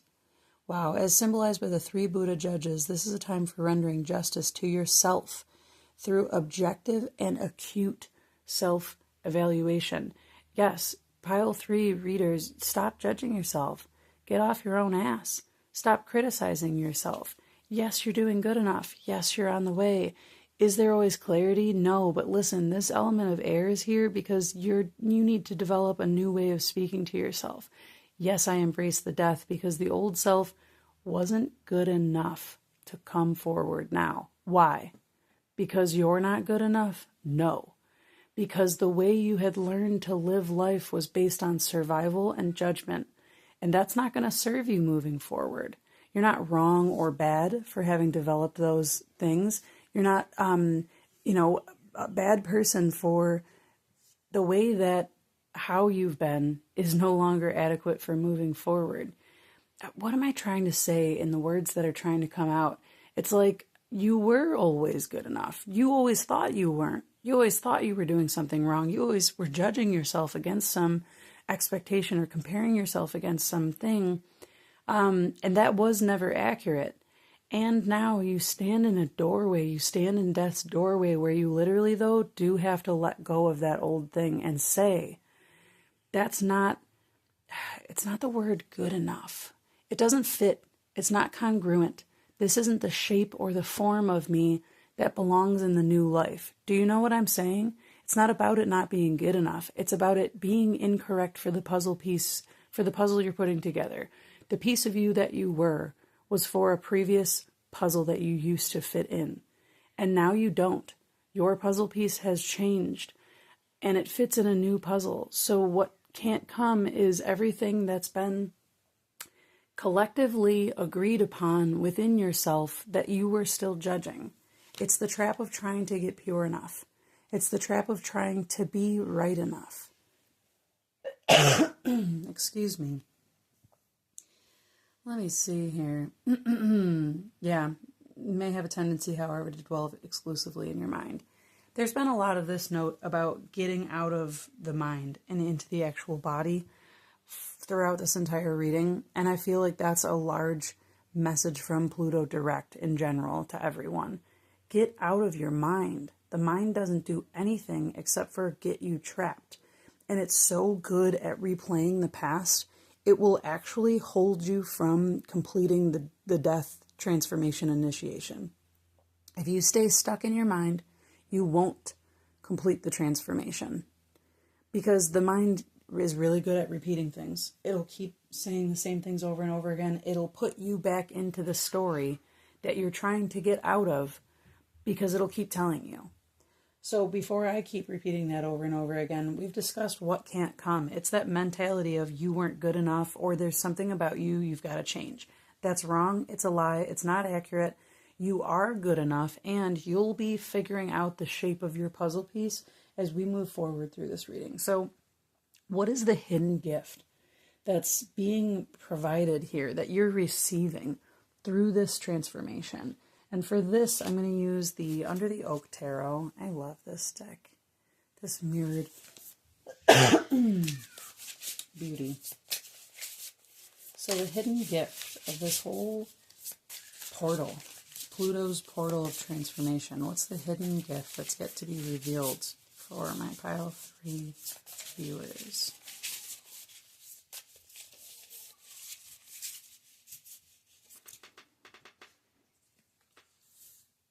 Four of Cups. And this came out as well. Interesting. 9 of Pentacles. That came out in the last pile 2. You really might want to check out pile 2. There may be some additional stuff for you in there. So the gift. 4 of Cups and 9 of Pentacles. The first thing I think of with this 4 of Cups is time alone. Maybe you've been really wanting time alone. But look at time not alone. This branch is literally bending to help her stop and smell the roses. 4 is a number of stability, of stagnancy, of rest. And 4 of Cups generally is talking about, sometimes we're we're in this comfortable discomfort where we feel kind of stuck, kind of just baseline where we are, but not emotionally fulfilled. There's no celebration aspect in the Four of Cups. It feels very lonely. However, in this card specifically, it's like, don't you see, because she's blind, how much of a choice that is? Like, look at this. The tree is literally bending to bring you the rose scent. And you're here by this gravestone, which means the ancestors are around you. All of this life, all of the flora and the fauna, everything is for you. You have all of the elements here. And still there's this emotion, this contemplation.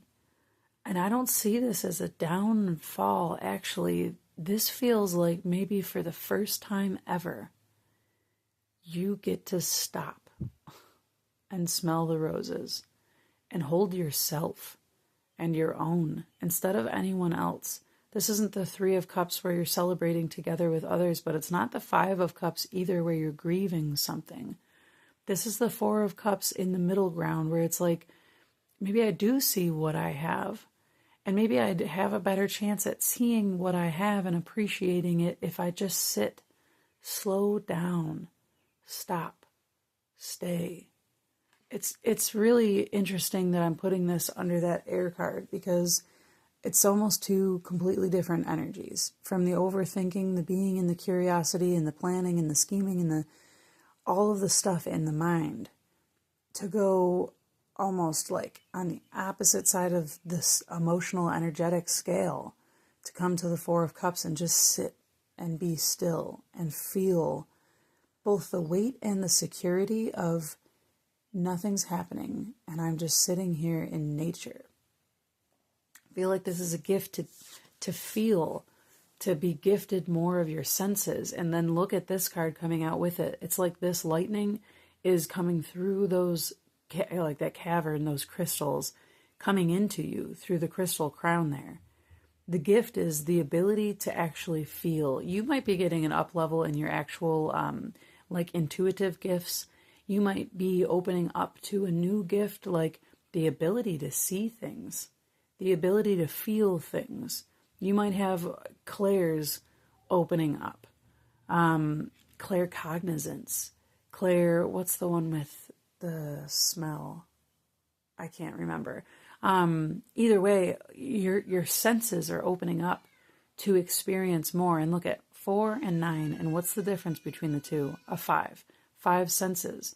The 5, the change that's needed and wanted between mental energy and physical, emotional presence energy that takes you out of the judgment of the mind into the presence of I'm here now. So the gift of this path is actually opening up your ability to be present. Be present, because it's not going to be so painful. Presence used to be very painful for you, it seems. And that's not going to be the case anymore. She's not getting struck by lightning to death. This is enlivening her. It's awakening her, and she's got a guide to make sure it all goes right. This is Kundalini rising, you know? Oh, look at that. And there is the snail down there. Because nice and slow is the best way to go. It's not about forging forward. It's about feeling at home in your body. Knowing that, look at the spiral goes on and on and on forever. And also, though, that we're soft, squishy bodies that are vulnerable. And it's meant to be that way because we're also able to protect ourselves. There's a lot in here for you about feeling your body, feeling sensations in your body instead of just letting your mind. It's like when you have felt something in the past, it hits your mind first and your mind rationalizes and makes sense of it, and that's how you process. But that's not processing, and I'm calling myself out. This is a note for me too. That's just rationalizing. That's just thinking through your feelings. You're not actually experiencing them. You're just thinking them. This is saying the gift that's being given through this is the ability to actually feel your experience. And it's not as painful as you used to think it would be. And I'm not invalidating that it used to be. This wants to be over here, and this wants to be over here with it too. And I love that that bird is crowning the top of that sword there. Because birds are like, birds are everything. Birds are everything. Okay.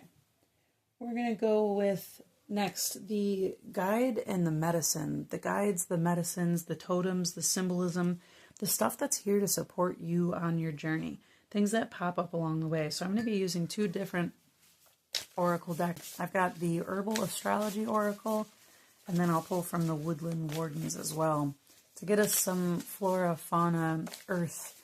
And that's I'm really glad we're bringing that in for your reading specifically, because the grounding, the being connected with, the being a part of cordyceps, revival, interesting. And this is like very cool. Eagle, what do we got? Venus, let me put these down.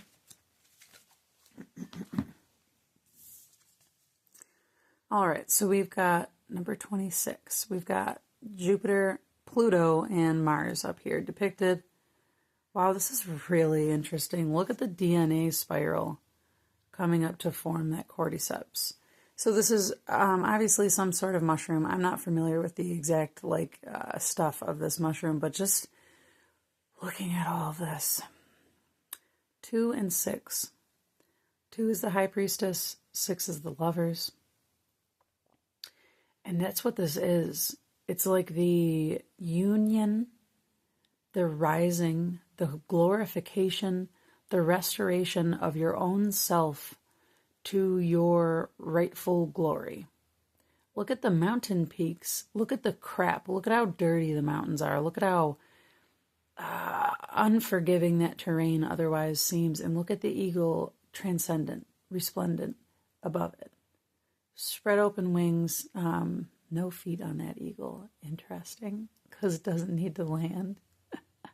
Wow, that's interesting. Because it doesn't need to land. Because look at the DNA from the mundane, the corporeal, the body, excuse me, as we're screaming down there, and the DNA from the mystical, the magical, the otherworldly, coming together to create this form that is formless, that is also form again. You're a shapeshifter. You have shapeshifters on your side. And Jupiter literally is a shapeshifter. I mean, Jupiter changes forms so that he can be with all of his human lovers without killing them, because you can't be a god and do with a human without killing them. So Jupiter is shapeshifting so that he can perform love. Samesies.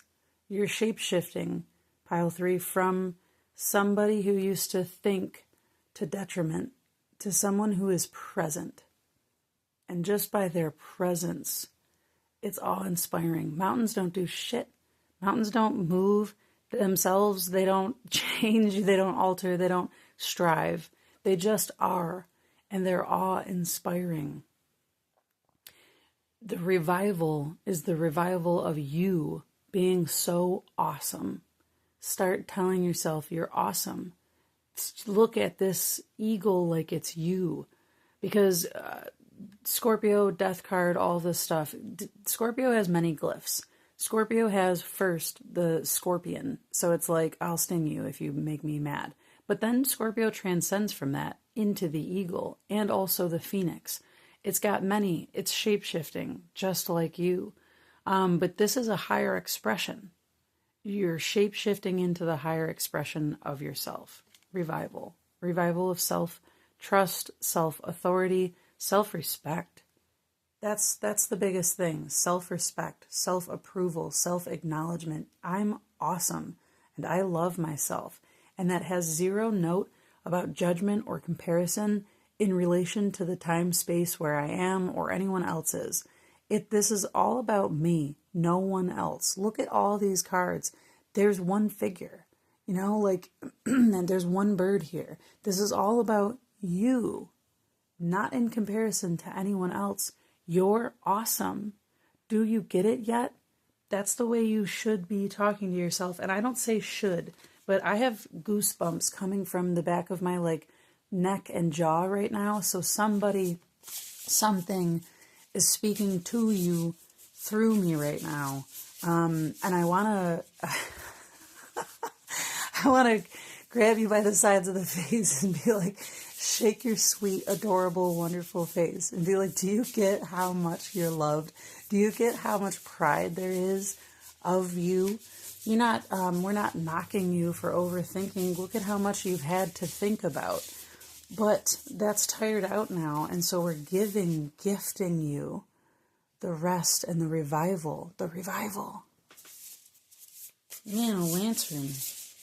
Let's see. What else is going to come out here from the Woodland Wardens? Who's the Woodland Warden?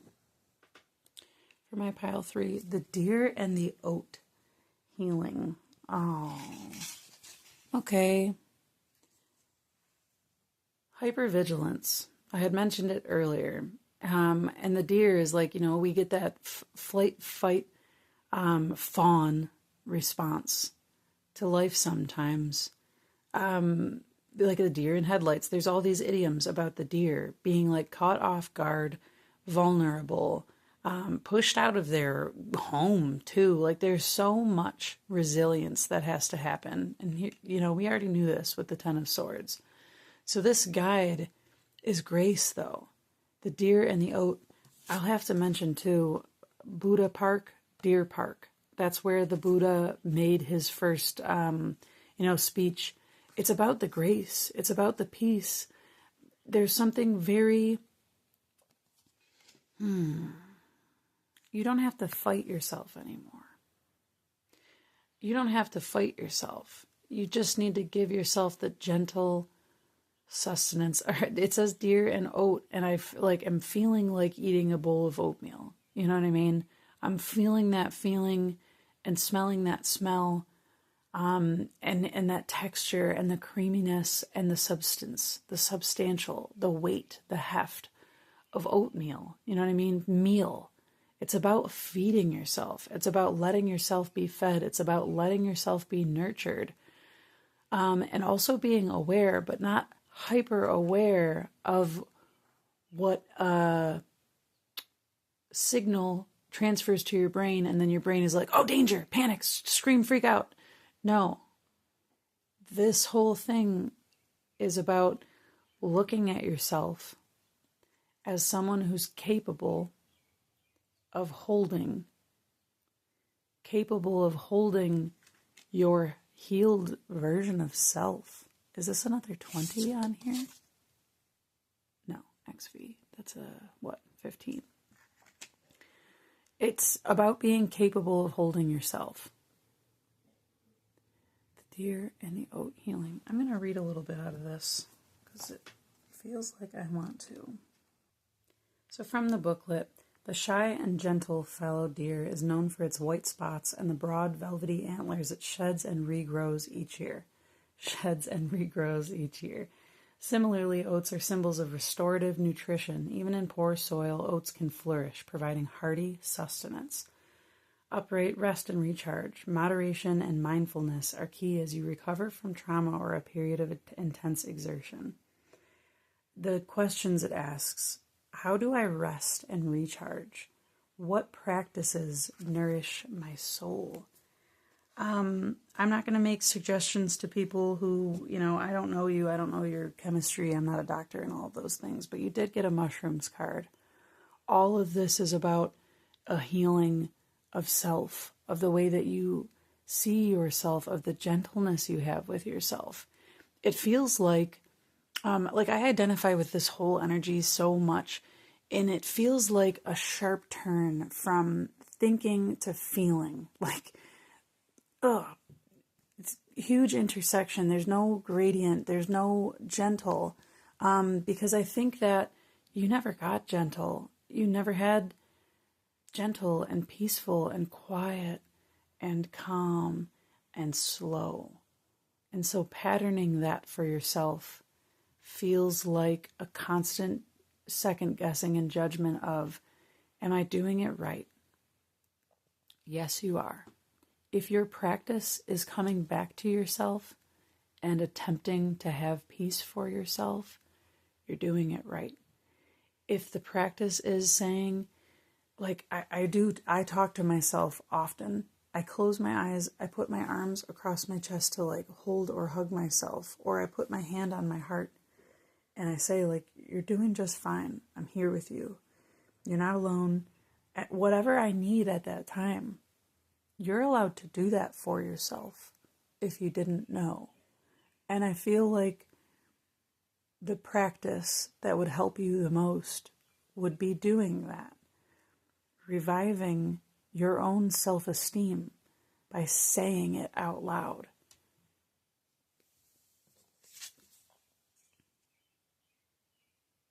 Opening oneself to the whole of creation. Do you know that you are that? And this isn't meant to speak to the ego necessarily, but the whole of creation animated you and everything else exactly the way it is. Not because it's preferred, but because it's okay, because it's allowed.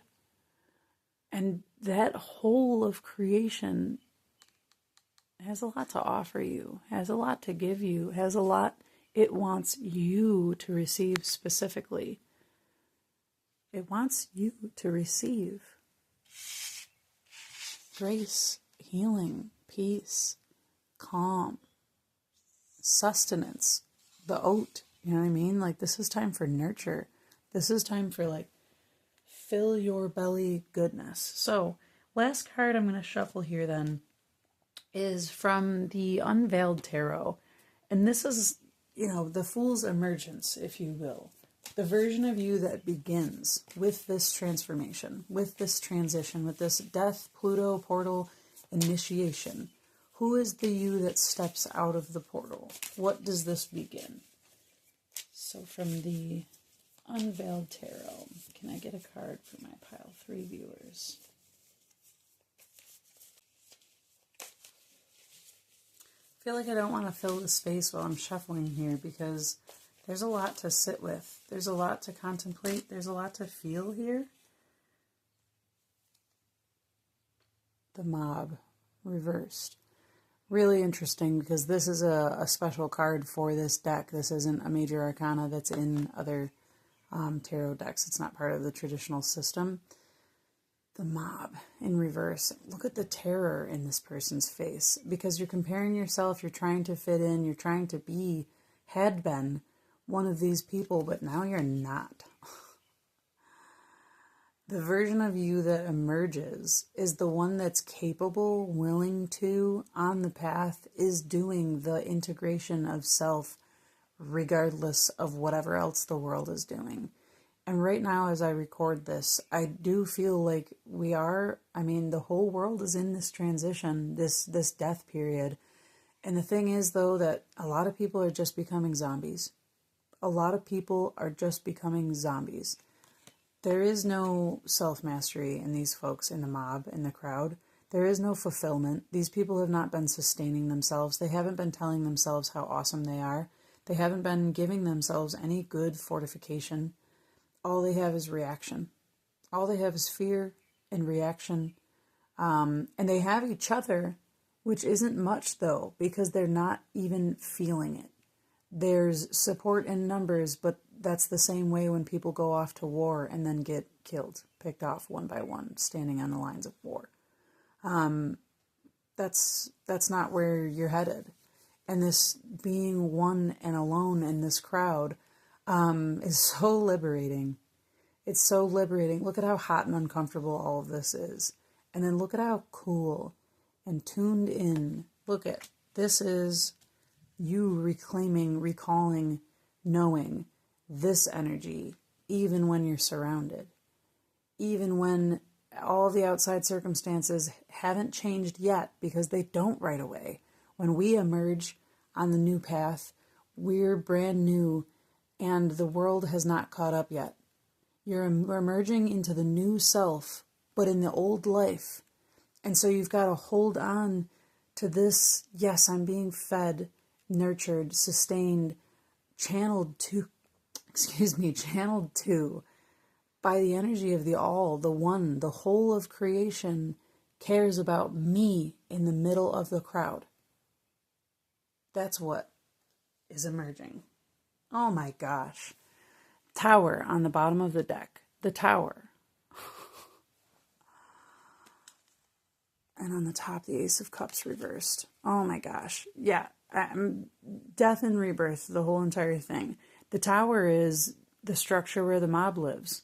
It's where everyone else believes this is the way, this is the structure, this is the way the world works, this is the way that things are. And you this whole time are like, wait a minute, intellectually that doesn't make sense, spiritually that doesn't make sense.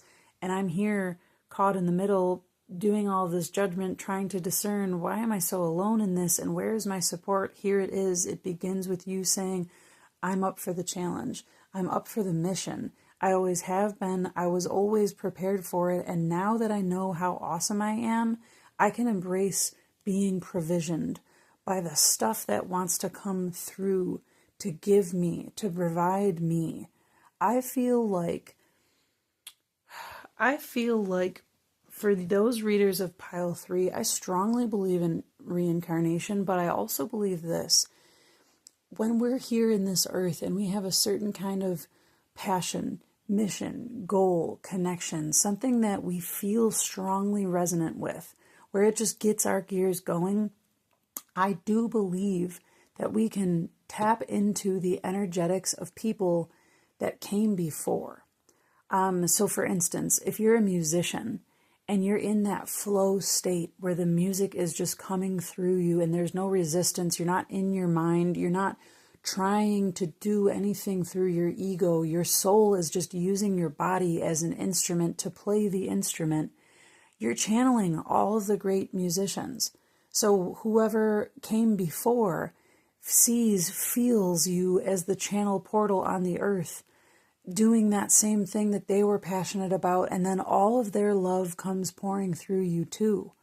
All of their desire, all of their joy, all of their satisfaction, all of the energetic resonance of the weight of their emotions from when they were alive on the earth come channeling in, come pooling into your energy too. And I'm saying that to say that it feels like you have a mission to bring some sort of justice, clarity, and right harmonized relationship balance with, like, how do I be myself when I'm still in the middle of all the shit? This is how. Praise yourself. Your practice is recognizing that the word vibration, the word resonance, all of the words have been so bastardized. What's the word that I'm trying to say? It's your eminence. It's your, here's a radio signal emission, your frequency. I mean, there really aren't better words for it. It really is that. It matters how solid you are in the core, is what I'm getting to. It matters how solid you are in your core self. Confidence, empowerment. I'm the only one that ever gets to be divinely me. And I can tell by the course that my life has taken that I have divine purpose, and I'm no longer making myself small because everyone else around me is loud and big. Who cares? It's the small, quiet voice. It's the slow and steady wins. It's I'm going to pace myself at my pace only once I've taken direction from my senses and moved that through the grace and the peacefulness and the nourishing of myself. I'm getting into rambling territory here, so I'm going to end this reading on that note. This is a big opening for you. And it really is bringing you onto the path of the rest of your life. The most uncomfortable part about this is the uncomfort. It's the discomfort. It's the discomfort of moving from your mind into your emotions. But the best way to do that is to use your ability to use your mind to give yourself the logic and the reason and the stuff that you know you can rely on to tell yourself, like, yes, I'm capable. Yes, I'm the one. I'm the one. I'm the one. I'm the one that made it out alive. Even if many other versions of me had to go, and I'm sure there will be more, because you're no stranger to the death and rebirth. There will be many more versions of you that don't fit the next new puzzle. But who you are right now, you're finding your place. You're finding your place, and it's not a painful place. It's a beautiful place.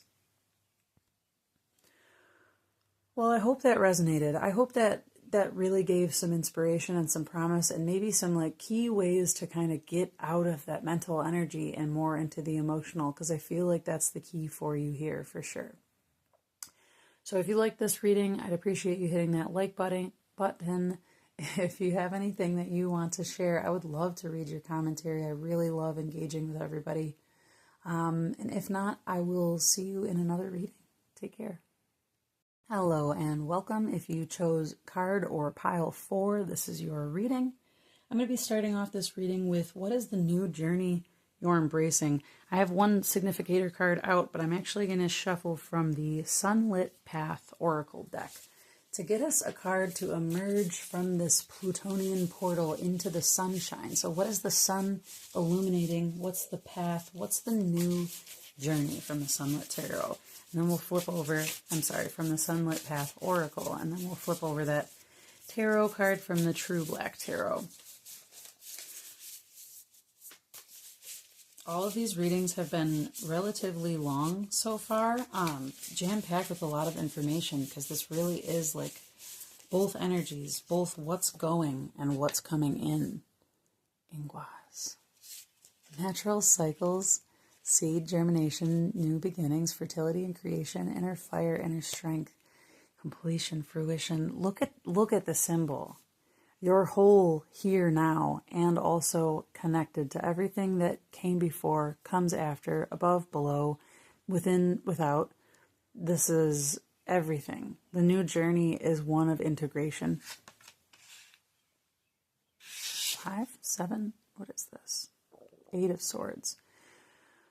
Interesting. 8 of Swords, and look at them breaking. Look at this fortification. Oh, this is excellent.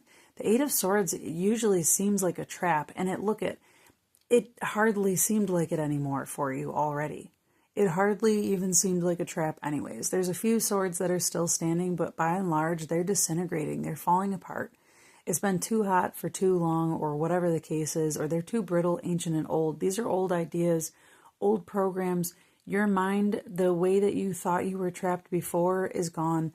Your ancestors are coming in too. Like, this new journey is it's a karmic wash. 8 is infinite. It's the lemniscate. I mean, it's this in a different symbolic way, right? Wow, a complete karmic wash. You're getting a whole new. I mean, everything's new. Everything is new. Wow, this is awesome. Let's get some more cards out and keep this rolling. I'm going to put these up here. This is like heightened energy. Completion, fruition. Oh man, I love it. So, what's the thing that can't come on this new path? What have you been dragging along? What have you been carrying with you? What's the thing that, like, from the old path that's ending that cannot come? For this, I'm using the Voyager Tarot. So Voyager, for my pile 4 viewers, what can't come? What's not on this path of the new beginning, of this ancestral karmic clearing? Like, literally, I feel like it's not even a new page. It's actually a whole book. It's a whole new book. Fear can't come. 7 of Cups. Fear of making the incorrect choice. Fear of disappointing someone, letting yourself down, of not being fulfilled. Fear of what you can't decipher, of what you can't tell what it is. Wow, how interesting. You know what? Because I feel like you've been trapped by, bound by, and for a long time, things that weren't even yours. karmic patterns, belief systems, things that you don't even know how you ever came about believing that, because it didn't come from you and it wasn't your experience. It was like in the DNA. Voyager Tarot, this is a slice of DNA. The DNA holds everything from the ancestry. And until someone untraps themselves, anybody that felt trapped, that stays in your field. It stays in your comprehension, in your aura. Seven of Cups is like the fear of getting to choose differently. That can't come. Seven of Cups is choosing for yourself. Generally, all the cups are filled with all sorts of different choices and things. But you have to make the decision. And 7 is the number of the seeker. It's not the number of the leader or the teammate or the partner. It's the seeker who seeks individually for themselves. 7, human, 7 chakras. This is stop fearing being the individual self. You can't bring that with you. You can't bring the fear of your own choices. You can't bring the fear of deciding for yourself. It doesn't belong. It won't fit. It won't carry well. It won't transfer well through the portal into the new journey. Just out of curiosity, Sage of Cups is on the bottom of the deck. Regenerator. And on the top, the Sun card. Listen, because it's so bright, this Sage of Cups on the bottom is like you already know about integrating loss. And this is the death energy. Yes, it sucks when something dies. The loss, the grieving, the ending, none of that is comfortable. Generally, it's not wanted. In many cases, it's hard to surrender into, but also there's always something on the other side of that. Like, my kids don't like going to bed at night, right? They don't like the ending of that day that was so great. But the sun's going to come out tomorrow. You know, it's that kind of energy. And this is like the fear of you not choosing correctly. Well, yes, you will choose correctly because you're choosing for you. Even if it doesn't turn out the way that you want, you're choosing for you. What's the hidden gift here then? What is the gift of walking through this portal? I'm going to use the Under the Oak Tarot.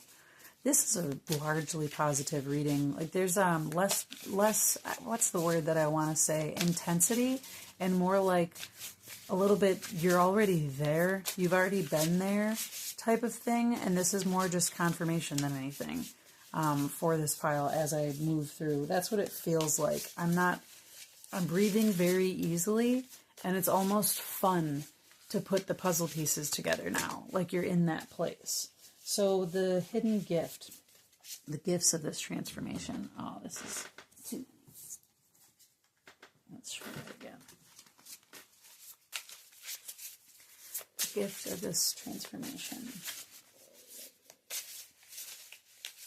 My belly's making little noises. I'm very hungry. I'll be doing that soon. Getting myself some nourishment. Ace of Cups and the Magician. Oh my gosh. Love.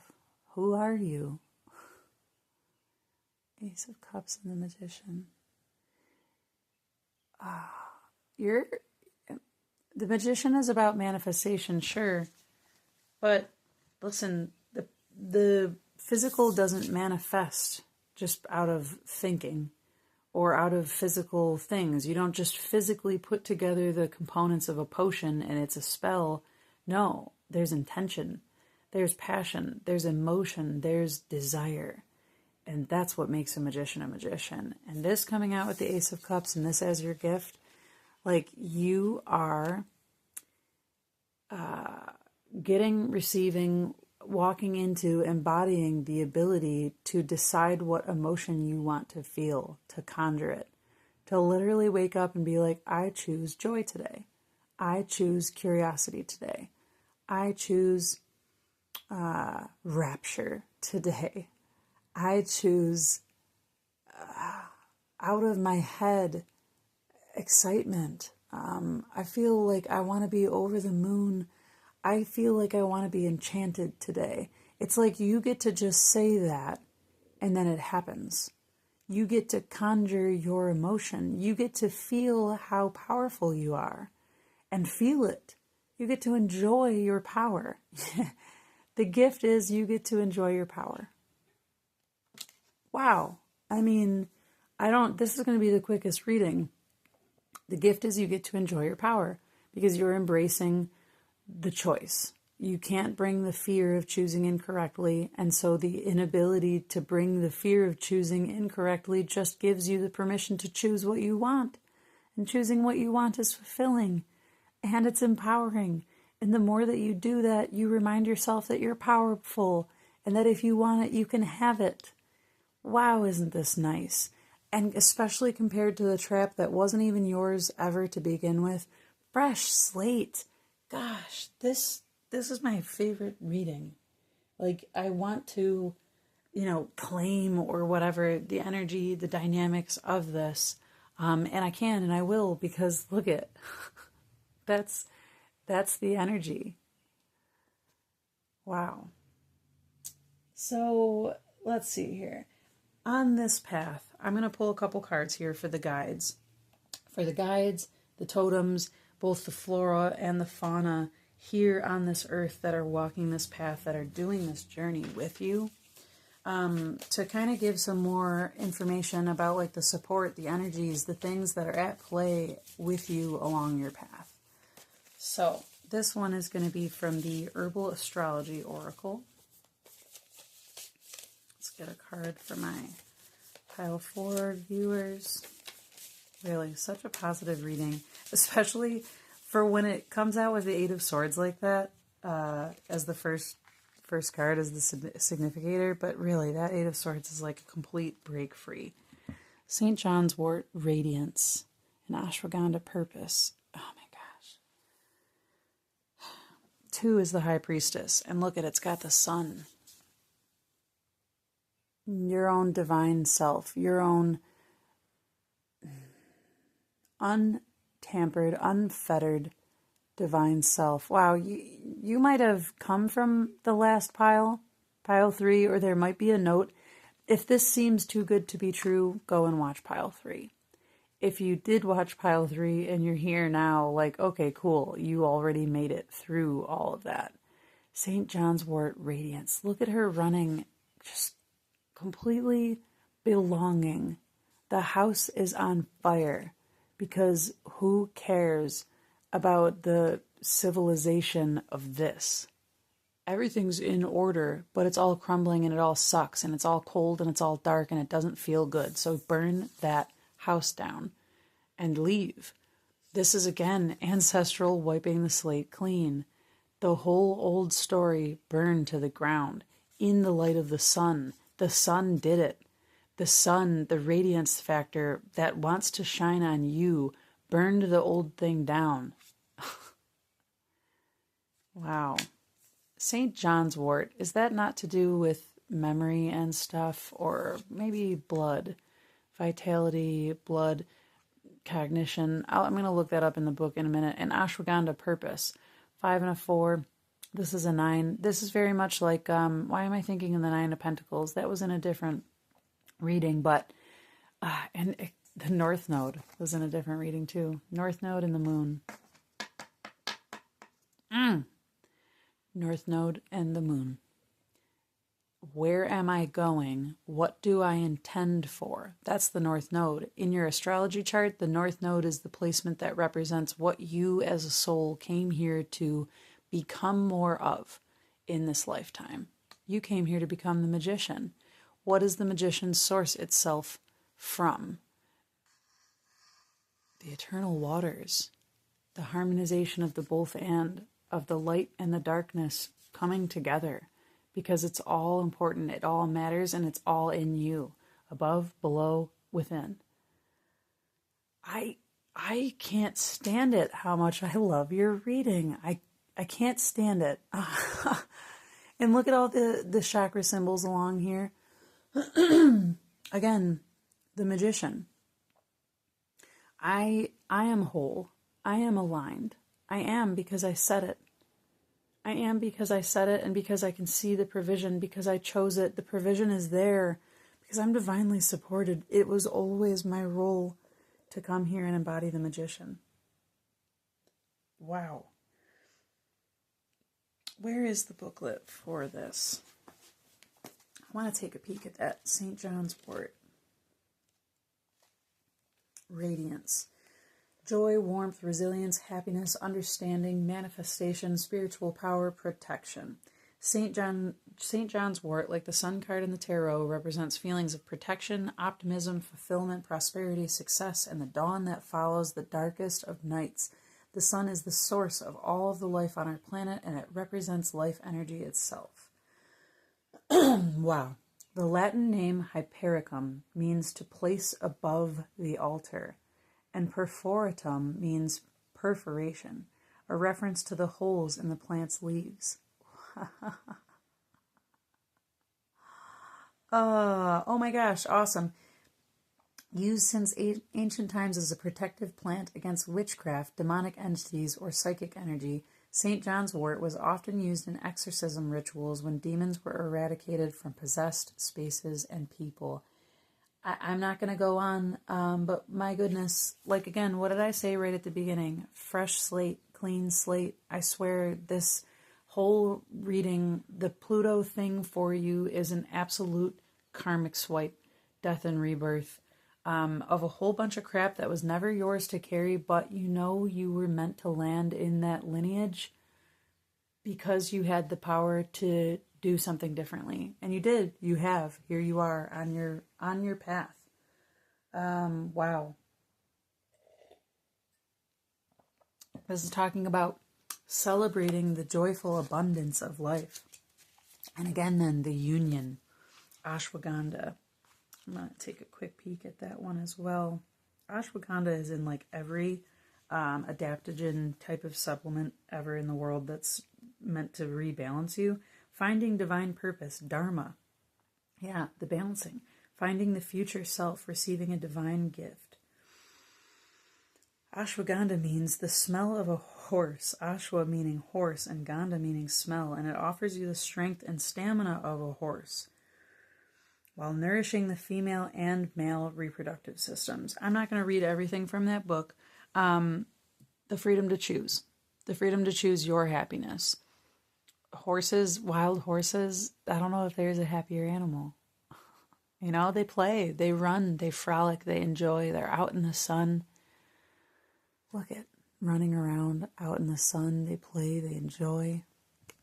And also they know how to, they know how to contain themselves. They can be tamed. But what's the purpose of their life? I'm going to not answer that because there isn't. It's whatever they decide, just like it is for you. So last card here, the Fool's Emergence. What is the version of you that begins? And I'm really excited to see what this card is for this pile. This is from the Unveiled Tarot. The Fool's Emergence for my pile 4 readers. What is the version of you that begins now? Hierophant. Wow, I have not pulled this Hierophant card. Like, I haven't pulled this from this deck, maybe ever. Wow. Do you see how this is a pagan in this religious garb, you know, in the inner thing? This is pagan. This is a natural world. This is, oh my gosh. The undressed. What am I trying to say? We dress up divinity and we put a cloak on it and we coat it with incense and we shroud it with things and we put specific texts on it and we put books around it and we do all these certain rituals and stuff. Does that bring us closer to the divinity, or does it just bring us closer to dogma and the material world? That's not a question that I get to answer for everyone, because I venture to guess that it's different for everyone. We all hold our own different keys to the kingdom. Hierophant reversed coming out for you in this new path. This is you integrating this as yourself.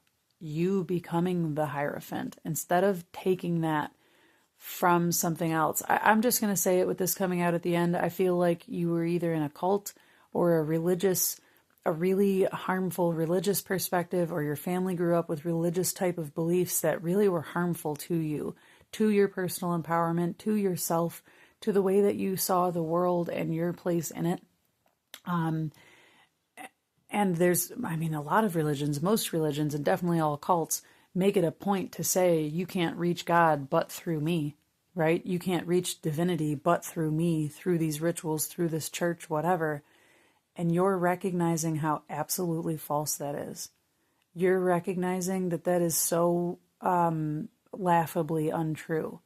Look at, you're the magician. You're the Hierophant.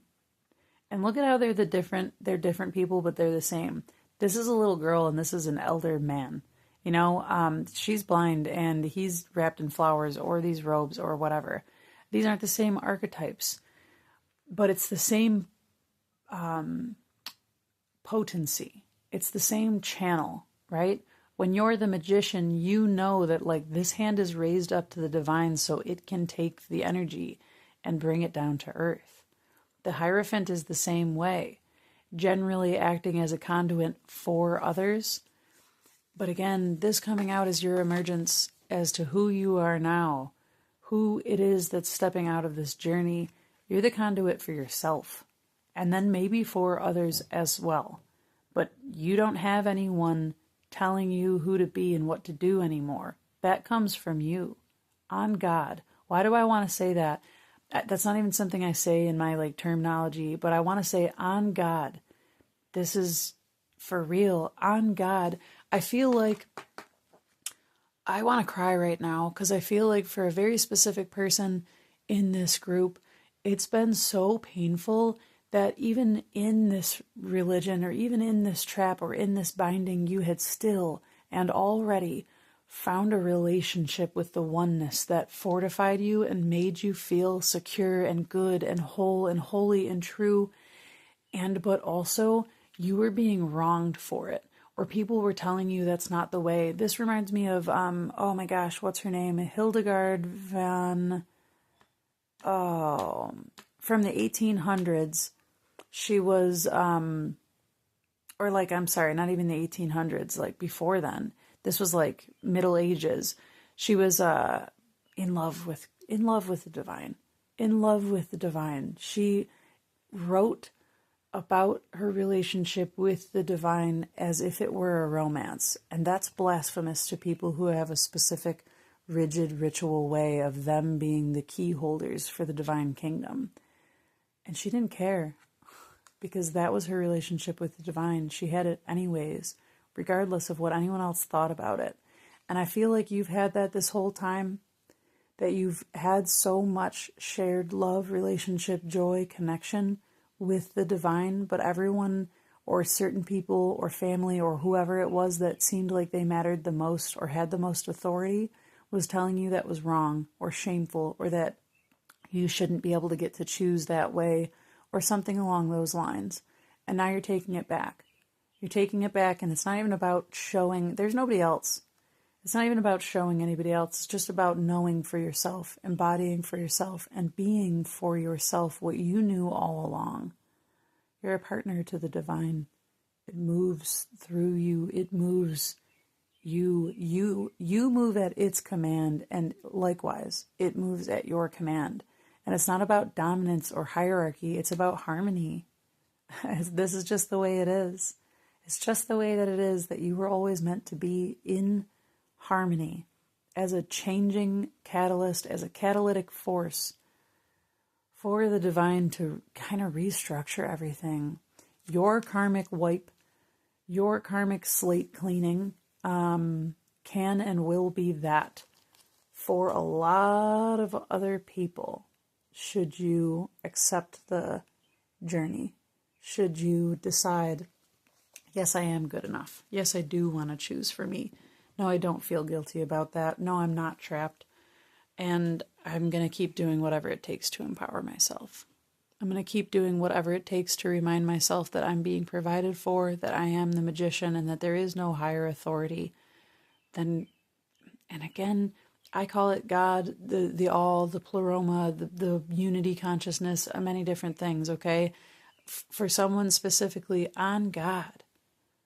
It's like I almost see you breaking down and doing a ritual with your hands and a Bible and a reclamation of some text that you used to defer to but doesn't rule you anymore. I'm really emotional. Because there's a lot of liberation of this very deep. It's not just like you were feeling physically trapped. You were feeling spiritually. It's so painful. You were feeling spiritually ripped from the fabric of what you know you are interwoven with. And no one's pulling at your seams anymore. This is your tapestry. This is where you belong. This is the fabric. This is the cloth. You're a person of the cloth, not in a religious way. The divine cloth. You cannot be separated. That's why it hurts so much. But that's why the slate has been wiped clean. Because you're of the cloth of the divine. And there's no slate that divine cloth can't wipe clean whenever it feels like it. And it wanted that for you. So you have that. Embrace that. Wow, I love you. I love this reading. I'd really love to hear your feedback if you chose this pile and it resonated. If you did like the reading, please hit that like button. If you haven't subscribed yet, I'd appreciate that too, so you can see me in the next reading. I will see you there. Just like I said, I'll see you in the next reading. Take care. All right, welcome to the reading. If you chose card or pile number 5, this is your reading. I'm going to be jumping into this spread that I've got here with the first card out coming from an oracle deck called the Sunlit Path. Because this first card is representative of what's the new journey that you're on. And I believe that the sun illuminates that journey. The sum total of all of the illuminations is the sun, and it illuminates your path. So for my pile 5s, what is the new journey? What is the journey that the sun is shining on for those that chose this pile? I love the texture of this deck. It's like a linen feel cardstock, and I really enjoy it quite a bit.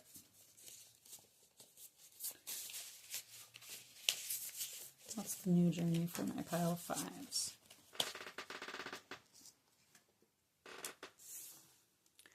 Call upon or embody fairy spirit. Magic, signs and synchronicities, playfulness, honoring natural and liminal spaces. Oh my gosh, this is so cool. The liminal space is the Pluto space. This is the Two of Swords. Contracts. This has been quite a theme throughout this entire reading, all of the piles. And I mean, that is the theme we're going for here. What is the thing that's dying and what is the thing that's being rebirthed? Your new journey is a rewriting of the contract. And it's a contract that doesn't involve the mind. It's a contract that involves what's beyond the mind that the mind can't conceptualize of. Liminal spaces are neither black or white. They're the mix of all of the stuff. A liminal space is a space between two tangibles. The mind understands tangibles. It's not so good at dealing in the abstract because it generally wants to come up with decisions and write facts and numbers and figures and things that it can make determinations about. And this is not that. I mean, you could track these things, but then you start making logic of something that's otherwise fantastical, and you numb out the fantasticalness. You numb out the playfulness. You numb out the magic, and it starts being mundane. Your new journey is about shredding the contract of allegiance to the mundane, of the mind being stuck in duality, and transcending that duality into, what's the word for triple, for three, for a threesome, for a trisomal, what is that, for a triad of possibilities. I'm going to keep trying to triangulate in on that word because it seems like it matters, the 3. 3 is the magic number, oh yes it is. That's this. 3 is the magic number. And there isn't a 3 here yet, but I think there will be. And this fairy spirit is like both fun and tricky and mischievous and curious and like, don't step on my stuff. And also seeing what's not there, but not seeing It's a million different things. It's allowing your mind to play in it, though, instead of getting confused or trying to figure it out or make sense of it. That's the new journey. So what can't come? What can't come on the new journey? I'm going to be using the Voyager Tarot. So if you're embracing a new magic journey of seeing beyond what you've seen, of allowing yourself to enjoy the fantastical, what is the thing that you can't bring with you? What's the thing that belongs to the old journey that can't fit, that isn't congruent, that won't make it, won't survive that liminal space, the Plutonian portal? What needs to be left behind? What cannot come? Oh, Voyager Tarot, your cards are so large and unruly, and also so great. So thank you. I'm up for the challenge. All right. The Hermit and the Eight of Crystals synthesis. Oh, so you can't do it alone. And this is the Eight of Swords. I'm going to flip these over so we can see them this way.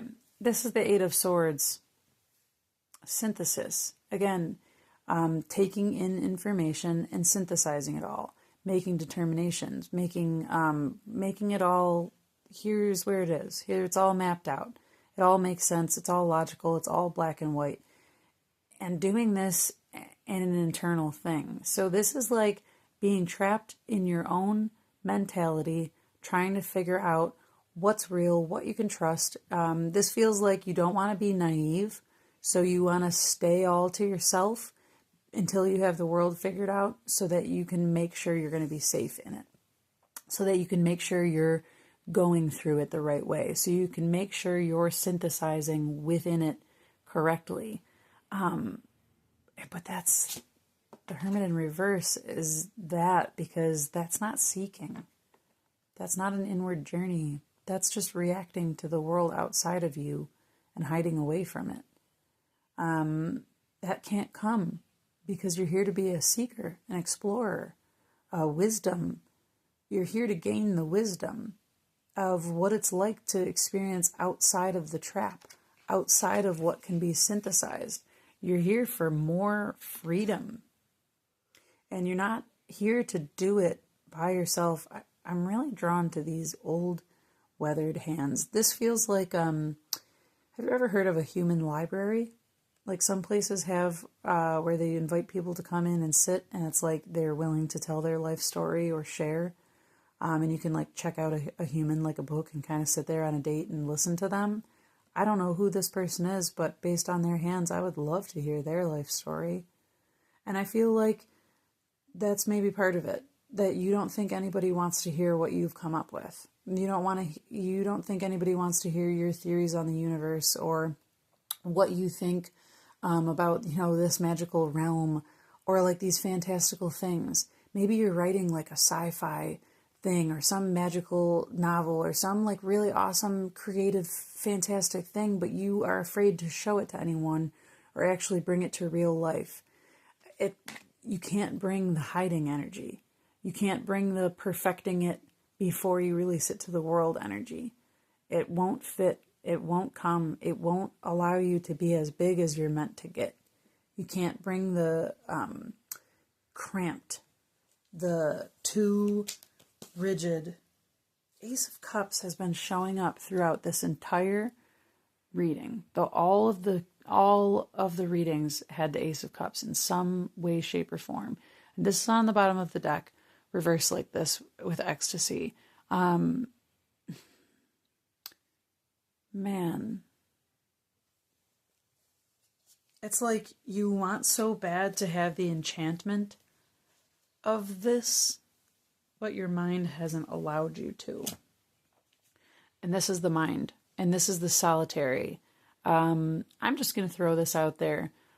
There's parasites that will actually get into your body and take over your mind.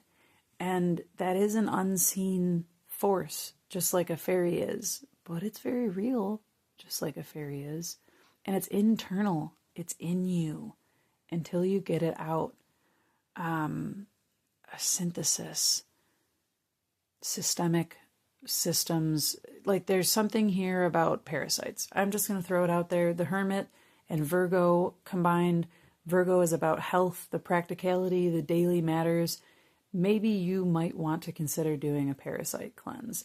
I say that with love and wisdom because I've done that for myself recently, and I can't tell you the difference that it's made in this mental energy. That I really thought my brain was broken and I was very trapped in it. And it turns out parasites really kind of fuck you up. Go figure. So just throwing that out there.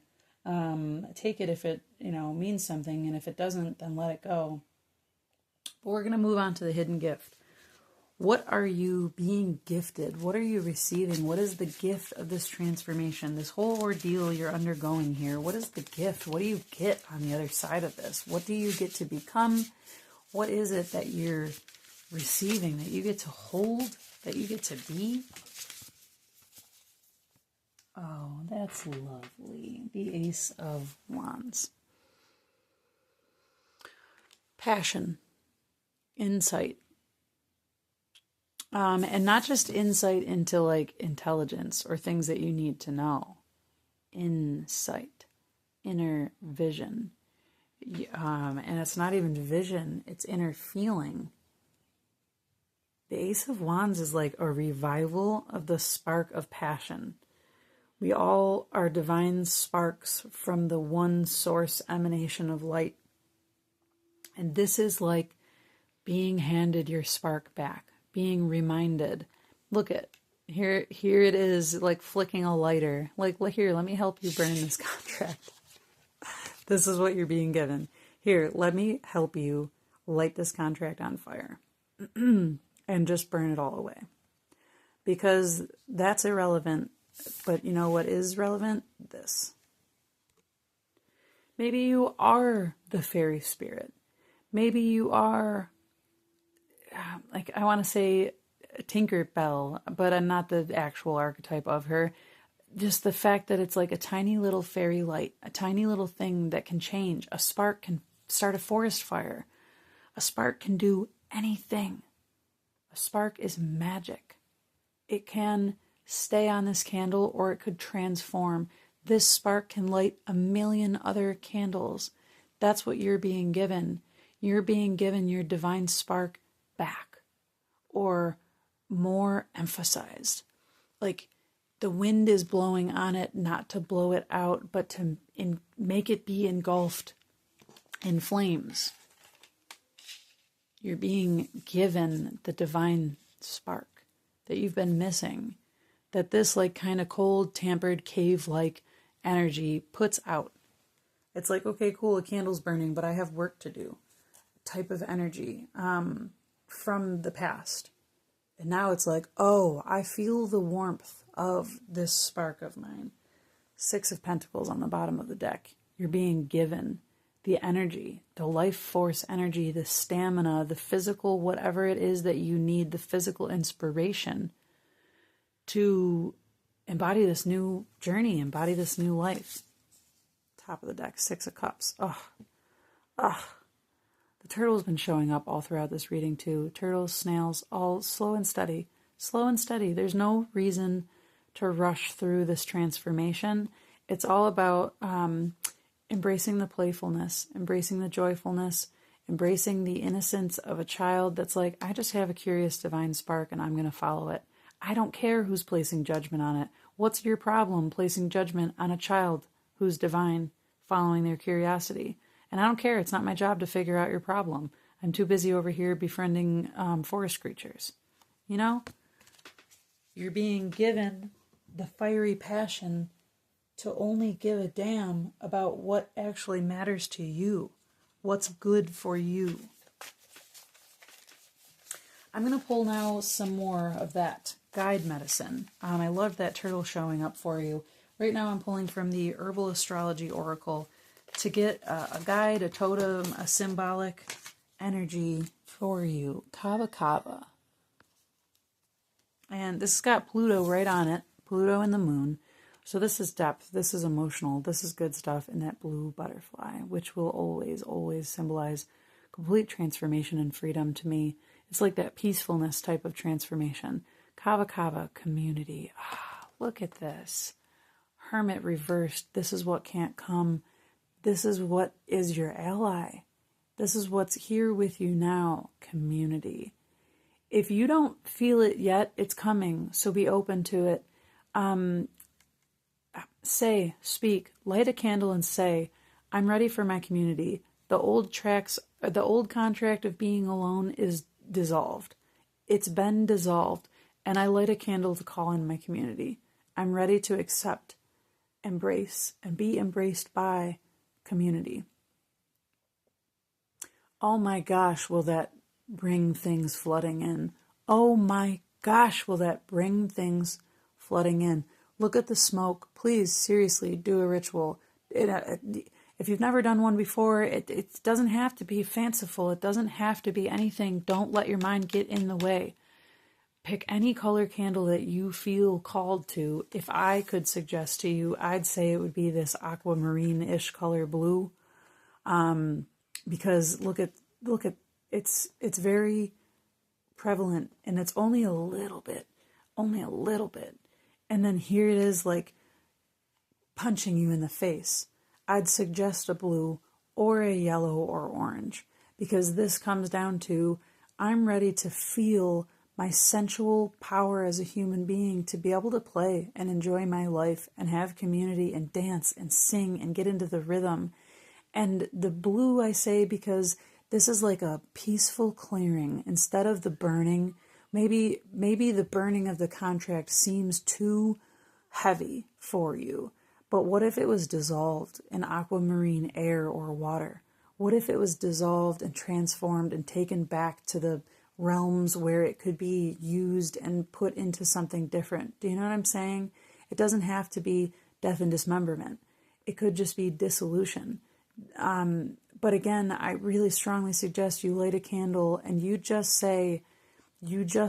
call upon the energy of supportive community, of magic that supports you having your community, the community that helps you transform, that you help transform together. Lovely. I want to read a little bit about this Kava Kava. 48.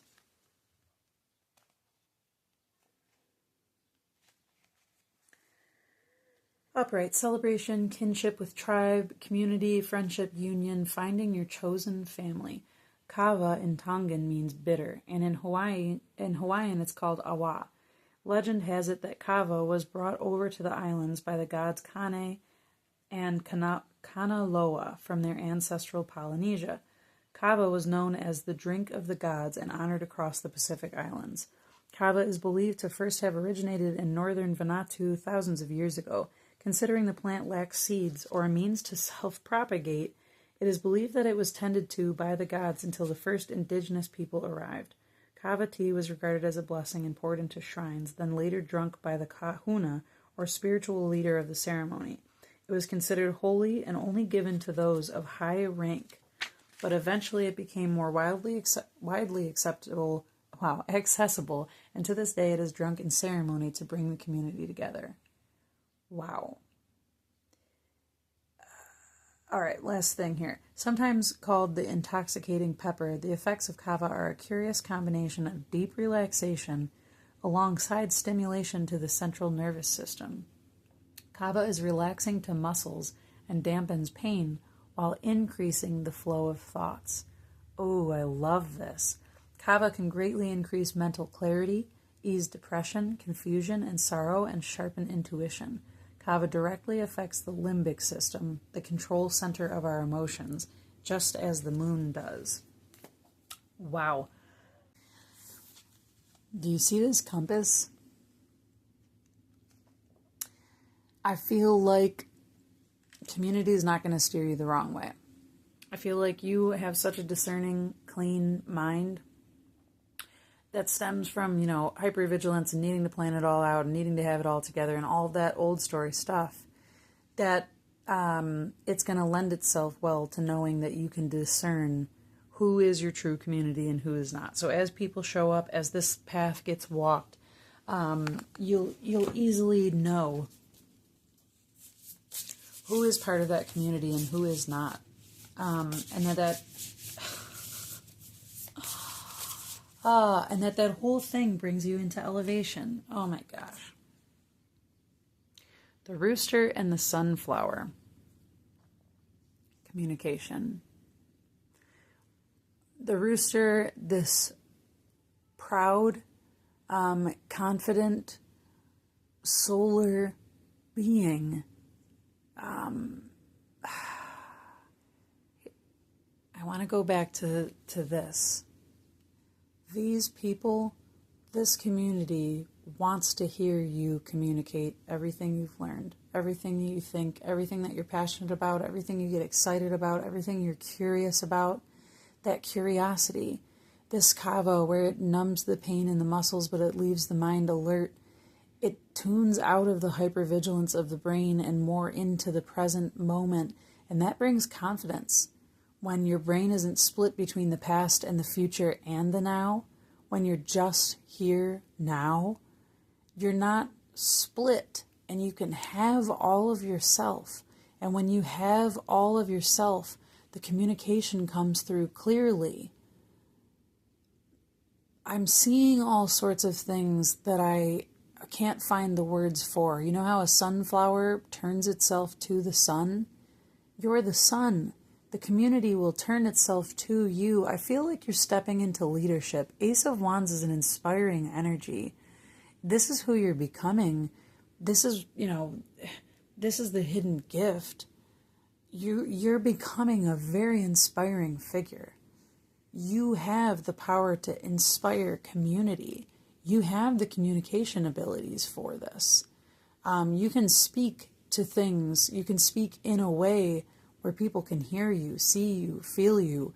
That strikes not only resonance, but it also strikes passion and desire and joy and other things where people are like, yes, I feel like I want to sit and be in the presence of this sunshine.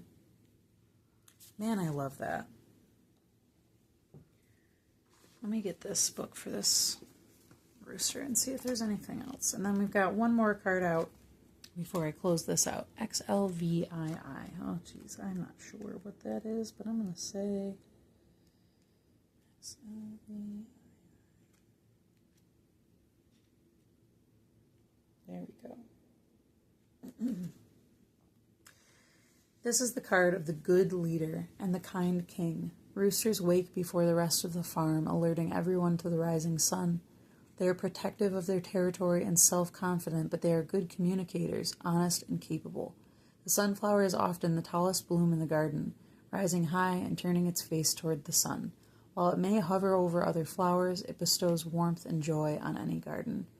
You are well suited to positions of authority.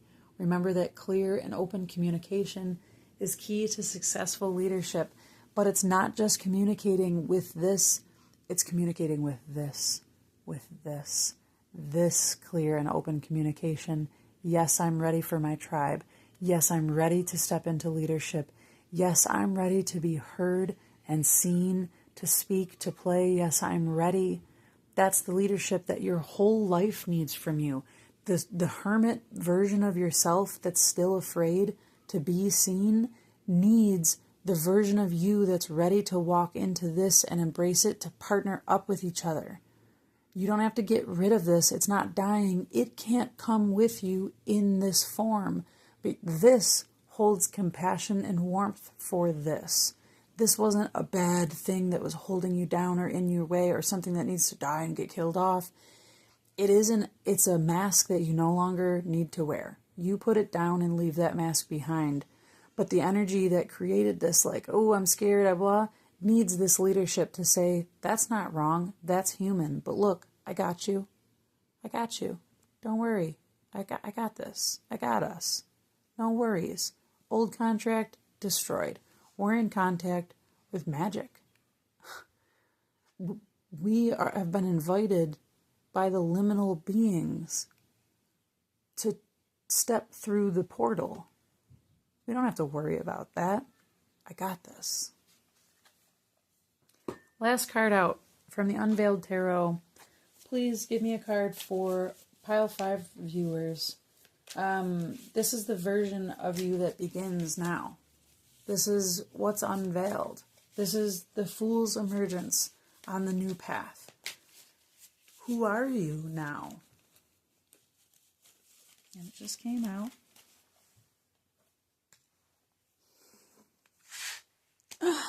The Seven of Swords. I love it, love it, love it. Let's see what's on the bottom. This is no longer stealing from yourself. No longer lying to yourself. No longer stealing from yourself. The 7 is the number of the seeker. And clearly, in this depiction, you know, crossing your fingers with the hand on the Bible is like not really being devoted. Not really being committed. Not being truthful. Not being honest. And that's what this energy is for you. It's not honest that you're hidden away and kept to yourself. It's not honest that you're trying to like make it make logical sense, because you and I both know that a lot of this liminal things can't be translated to words that make sense to other people. It's a feeling, it's an experience, it's a something that can't be translated. Either you know or you don't know, and you need to stop stealing from yourself. And you will. You're no longer stealing from yourself. Your mind is no longer stealing from you. Your mind is no longer stealing your integrity from you. That's the you that's emerging. Your mind is no longer stealing your integrity from what you know yourself to be, from where you know you're going. 8 of Cups on the bottom. Emotionally leaving. Cliff nosediving away from any and all others that aren't your tribe. I'd rather be alone than be with people that are not like me. And it's that leaving energy that helps you embrace the tribe that is for you, the community that is for you. And on the top of the deck, the Tower reversed. Integrating the shift, integrating the change. The Hermit and the Tower, these feel so linked. I'm going to shuffle one more card for you, actually. Because there's something I want to say about that Tower Hermit thing. But the words aren't there. So show me what. Give me clarity. Help me speak plainly. Help me speak plainly to get that last message that wants to come through for this Pile 5. The Tower comes out again. But this time upright. Oh my gosh.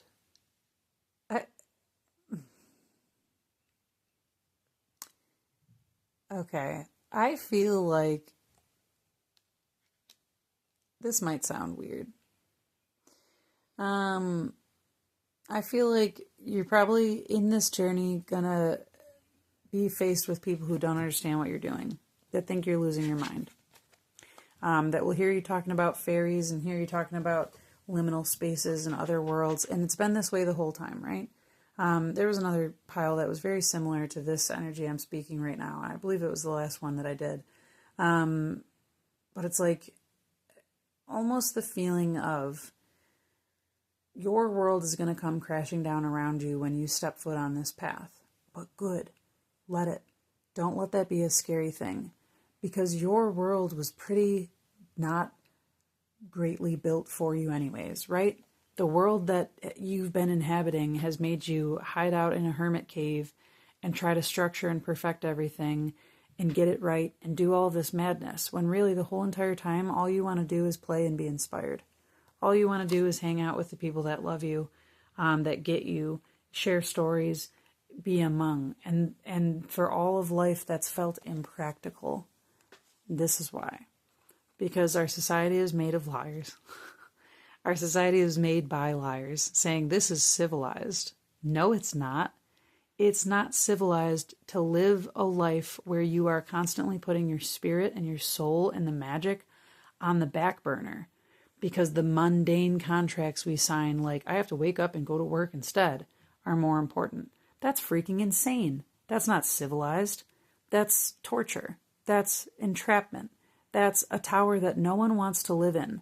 That's a Rapunzel tower, where you're trapped away for someone else's benefit. And, you know, it's not even like you're up in a tower because you love the view up there. You're in a tower because you were locked away by perspectives that made you be totally far away from the earth. That's the tower. In a building, nothing natural, right? Suit, lying, fakeness, falseness. Look at all the... It's all dressed up. There's all this nationalism and all of this flags and all of this false loyalty to things that aren't even fucking real. This is real. This is nature. This is real. The sky is real. The ground is real. The water is real. The roots are real. The earth is real. The body is real. Your feelings are real. This is real. This is real. This is made up. This is made up. It's so made up that it's falling apart. It can't even hold itself together anymore. It was a lie. The whole damn time it was a lie. That you couldn't have yourself the way you actually know yourself to be. You are a being of magic. You're a magical being. You were never meant to be locked in a tower in the city and told to fit in. You don't. You won't. You can't. And you have to leave behind the idea that you're alone, that you're the outcast, that you're the one that doesn't fit the structure. Because that's true. And also there's a whole tribe, there's a whole community of others that are the same way, that are here for you, that embrace this as you do. So come, stop stealing from yourself, get out of the tower and meet them. I'm just curious to see what else was on the bottom of the deck here, because that tower came out again. Ooh, way too far of a zoom. Oh my, going crazy with the camera now. Sorry about that, folks. Making me nuts. But flipping perspectives all over the place. 5 of Pentacles on the bottom of the deck reversed. No longer losing out in the physical. No longer starving to death spiritually. In the physical world, you're no longer losing out on what you actually want to have as an experience because it's changing. And on the top of the deck, the Fool reversed. I'm going to leave that here with this because I feel like the political, legal, society structure of this is so relevant to show together. Okay? So who are you? Are you any of this? Are you any of this? Because I like this. I like this. I like this. Like, yeah, sure, I'll show up in your mundane world and play your game. And I will be the leadership that I know I'm meant to be. But I know who I am. And I know, because this could almost give like impersonator syndrome. But it's like, I am the divine clown wearing a mask, pretending I'm this person because I know truthfully that I'm the liminal space. I'm the magic. I'm the fairy. I'm the stuff that animates all of the world. I am the divine spark. And I'm just playing at being human anyways. So I'm actually going to have fun with it. And I'm actually going to be the leadership because I'm sick of being lied to. And I don't deserve it anymore. I'm not going to keep lying to myself. I'm going to embrace my own fool's journey. And I'm going to be the leadership in my life that I came here to be. And I'm going to communicate to that. I'm going to communicate that to myself in the mirror every single day. I'm good enough. I came here for this. I have what it takes. And I live in reality. I live in reality. This reality. I live in the reality that I am magic. In a human body. Living in a human world. That sometimes forgets all about the magic. But I don't. I remember. You remember. Wow. I really loved this reading a lot. I hope you did too. If you did, hit that like button. I'd love to hear your commentary. If you've not subscribed yet, please do that. You can be notified the next time I have a video coming out. I love you so much. Thanks for sticking with me. Tune into the next one and I'll see you there. Take care.